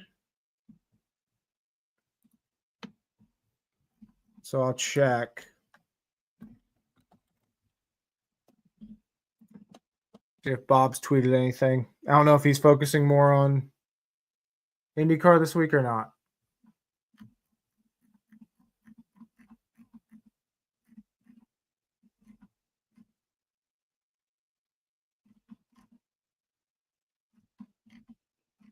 Looks like he is. I haven't seen any notes or anything about people going to the back.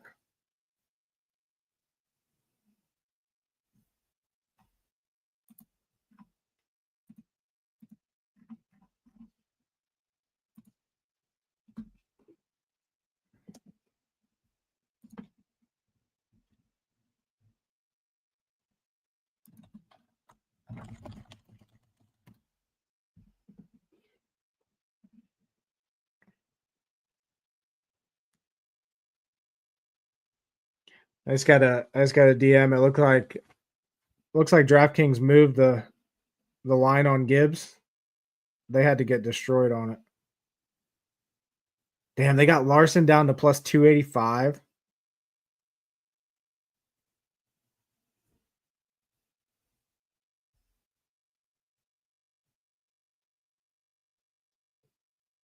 Chase Elliott down to 12. What is going on?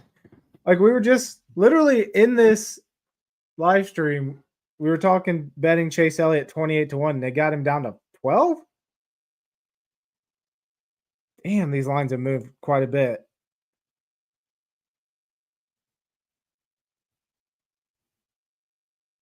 All right. Nope, Gibbs is still at 55. What is...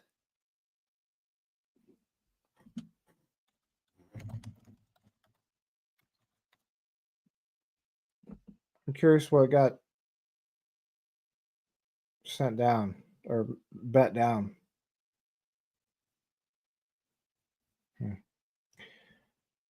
But yeah. Yeah, there we go. So if you like Gibbs, why not bet him top Toyota? Like, if he has that speed, he's 14-1 top Toyota at DraftKings.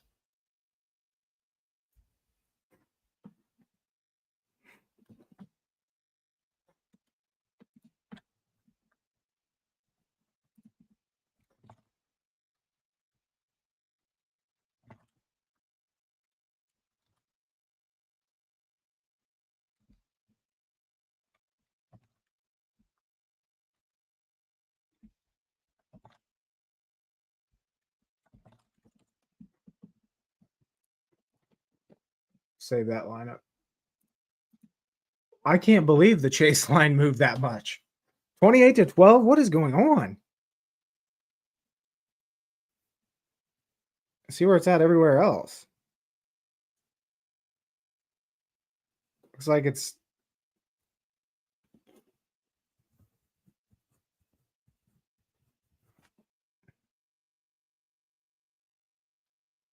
Someone must have... Damn, FanDuel has Larson down to plus 270. Bell's up to 16. A lot of race day movement here with these lines.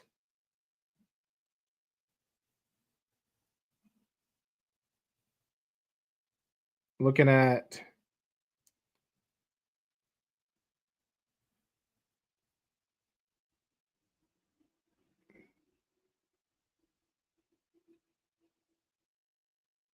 Man, that is crazy on Chase Elliott.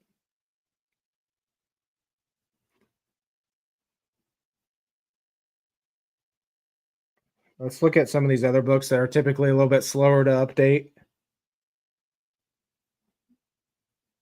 Chase is, yeah, he's 20 at ESPN, but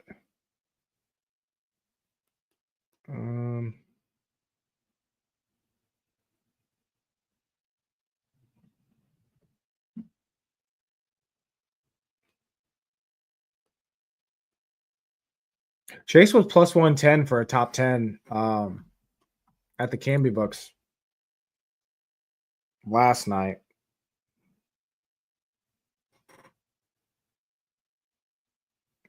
Yeah, you can still get decent lines on Chase out there. Obviously, he got absolutely nuked at DraftKings.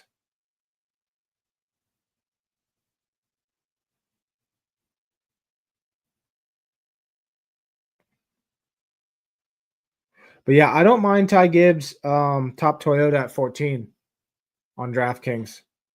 Again, I just like it. I think I like doing that better than I do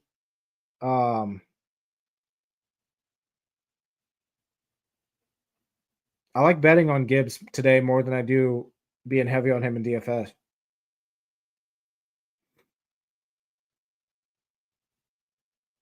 Yeah, Canby books still have Chase at plus 110 for a top 10. I like that. I like Chase a lot. All right. Oh.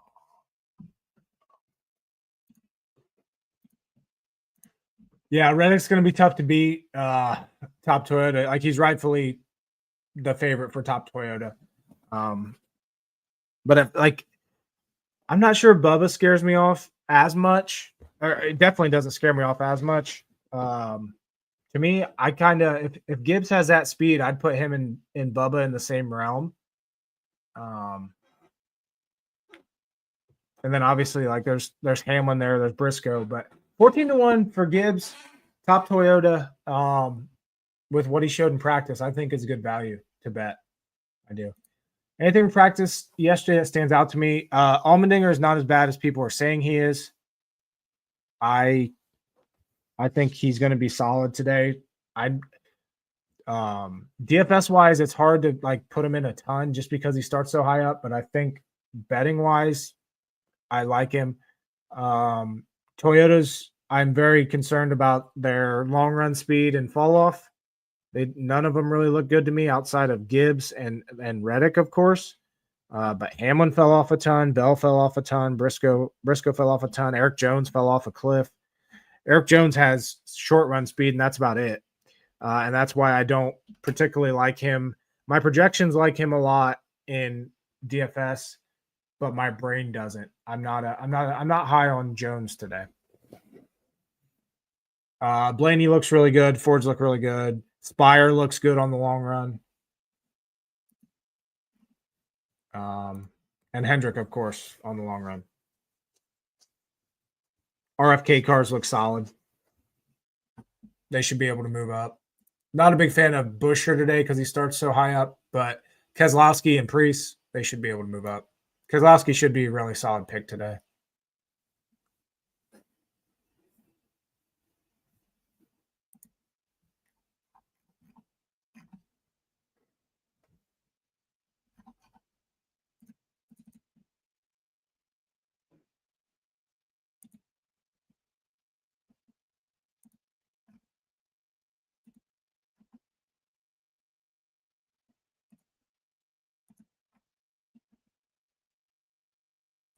I keep having this gut feeling that Custer is going to be like some weird wild card.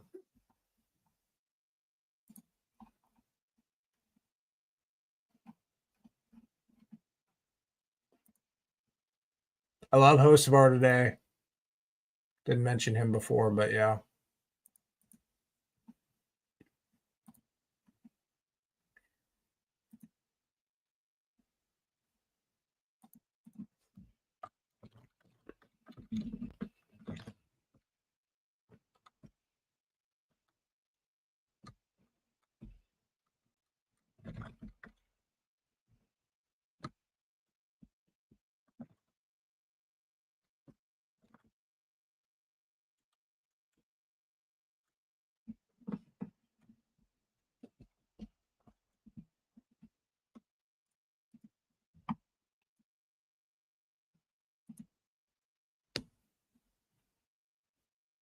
Yeah, they found a hole in the bottom of Jones's car at the end of practice. Did that affect his lap times? Maybe. But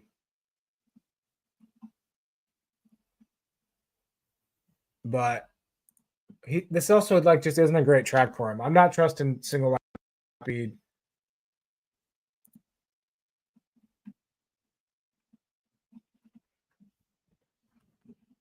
John Hunter Nemechek went from 19th and 10 lap average so he kind of maintained to 22nd and 30 lap average. He dipped there in 20 lap average.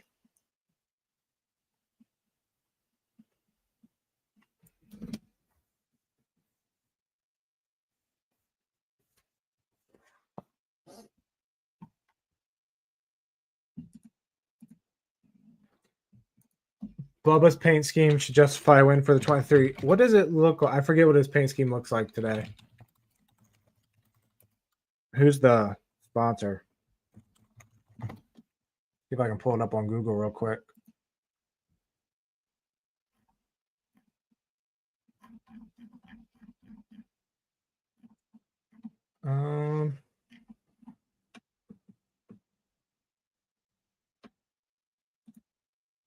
See, I don't know. I don't like it. I don't like 2311's paint schemes. I just don't like them. I don't think the Jordan cars look good. I like the monster cars for Reddick, but I'm just not. I don't love 2311s cars very often.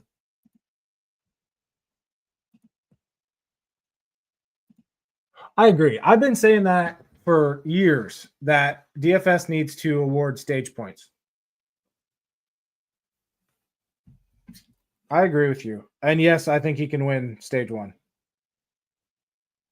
I actually think he's the favorite to win stage one.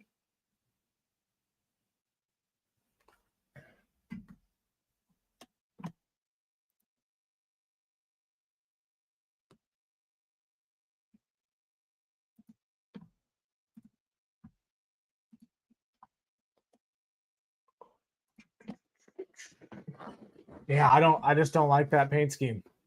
Not a big fan.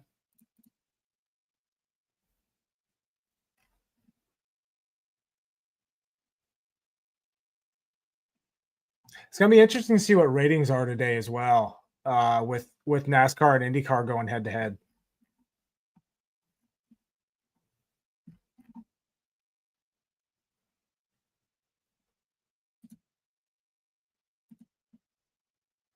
I honestly, if I'm being honest with you, the amount of basketball that I have watched is I haven't watched any basketball.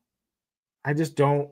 I'm not super excited. I don't get super excited about college basketball, and I know like March Madness is March Madness, and I probably should, but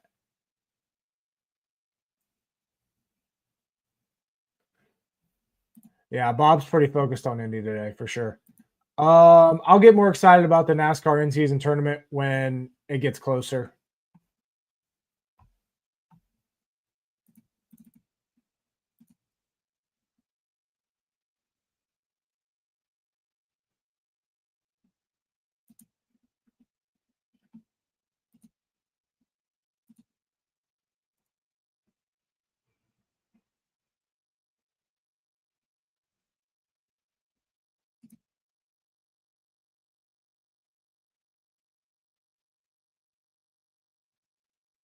Wait, what happened? F1 on DK was wild. DK basically reran the contest after post race. Huh? What happened? Oh, interesting. Post race DQ.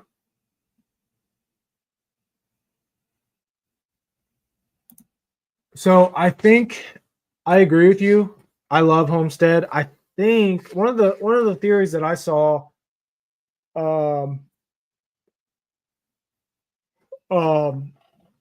with why this Homestead race is so early is so they have time to prep the track and get everything ready for it to be the championship race again next year. I forget where I saw that at, but it would make sense.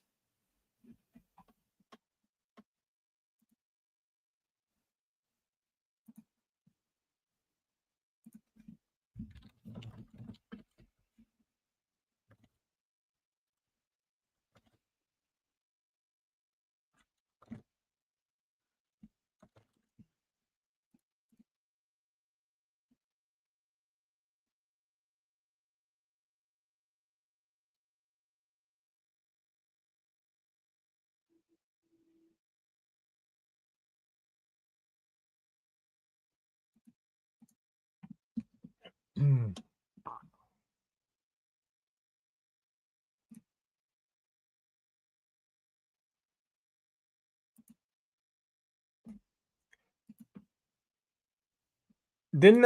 Wasn't it Sammy Smith or someone that kind of messed up Larson's win in the Xfinity last night? I didn't watch the race. I was busy doing everything else, but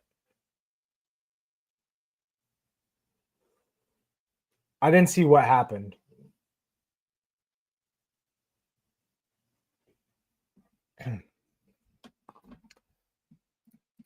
No, it's not wrong to bring in Darlington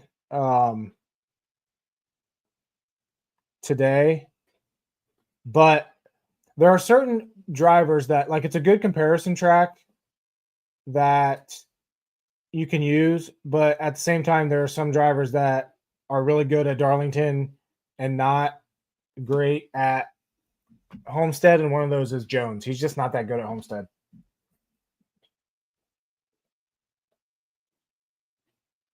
Yeah. I think Mayer got into him.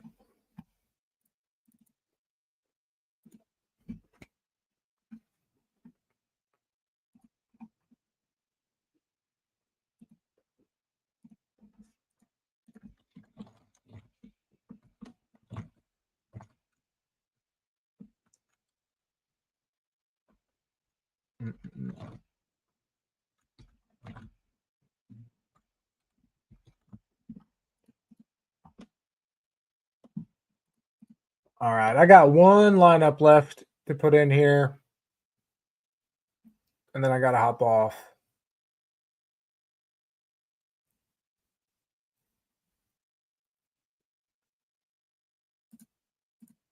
So if you have any questions or any builds you want to see, go ahead and throw them in here.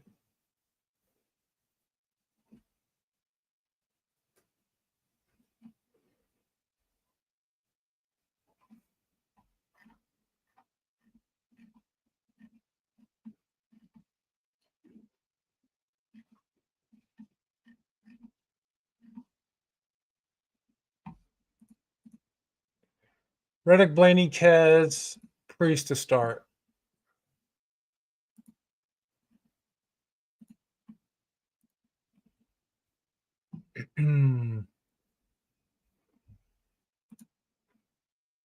Honestly, I'd probably go host of our Haley.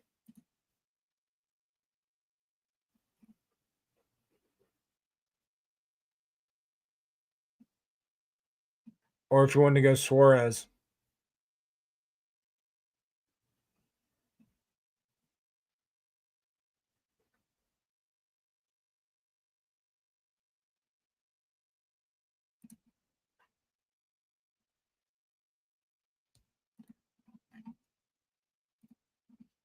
Yeah, this doesn't. If you go down to Ty Dillon for the cap, it doesn't quite get you like to keep Priest in there. So I don't see the point in going down to Ty Dillon.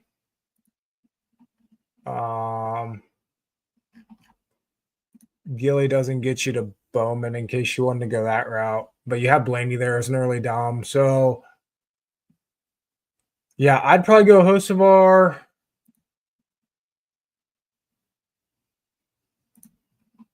I'd probably go Hocevar.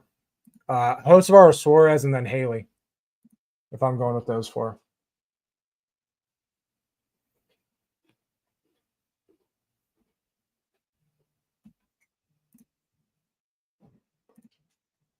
All Toyota build.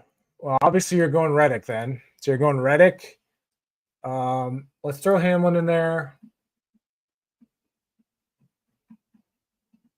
The problem is you're not going to have a Toyota. You can go Jones. Like, you're not going to go Nemechek.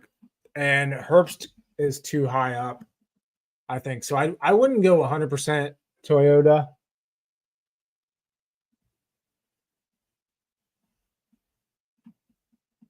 Here, but you could go if you grab Austin Dillon.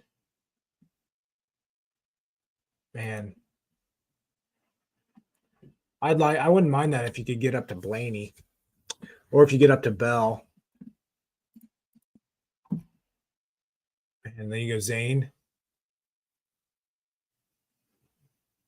I mean, the all Toyota build would be going to Nemechek here, but Reddick, Hamlin, Gibbs, Eric Jones, Christopher Bell, and like I said, I wouldn't go Nemechek. I'd flip a coin.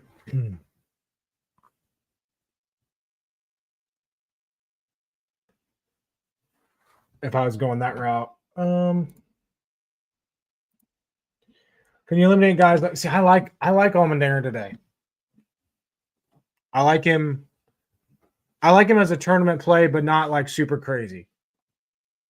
I want to have some exposure.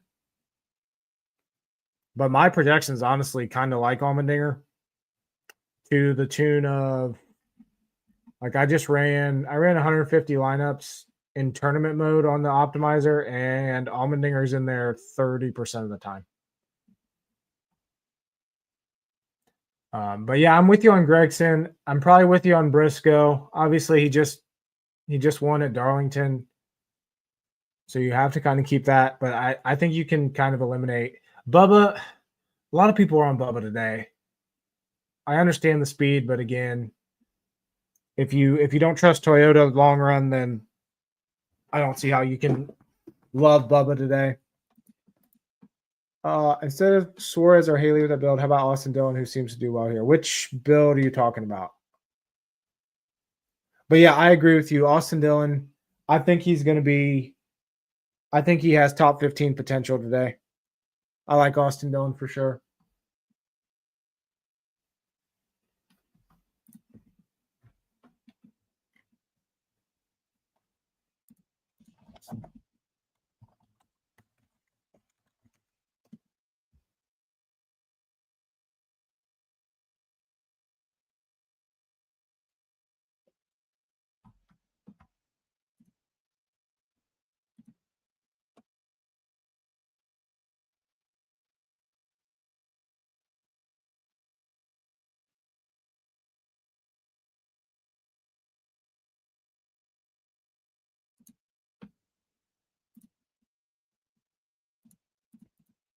Yeah, so if you go Blaney, Kez,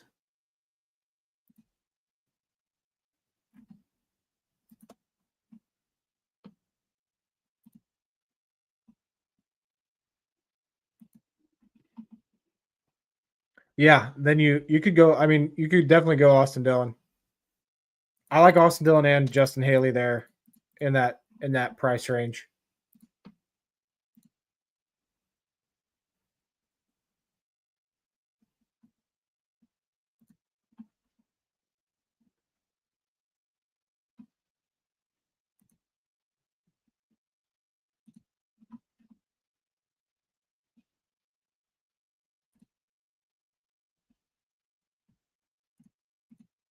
Yeah, absolutely. Tire wear is definitely 100% going to come into play. Tire wear, and with how many pit stops, pit crew is going to be important. So I am gonna lock this all Toyota or almost all Toyota one here in.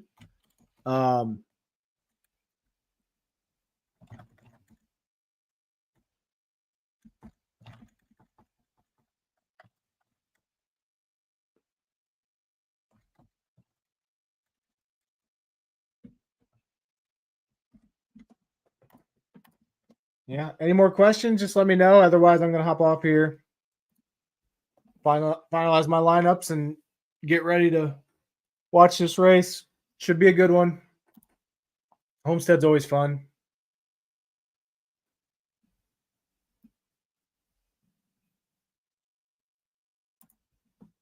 Yep, it's always fun being in here for sure.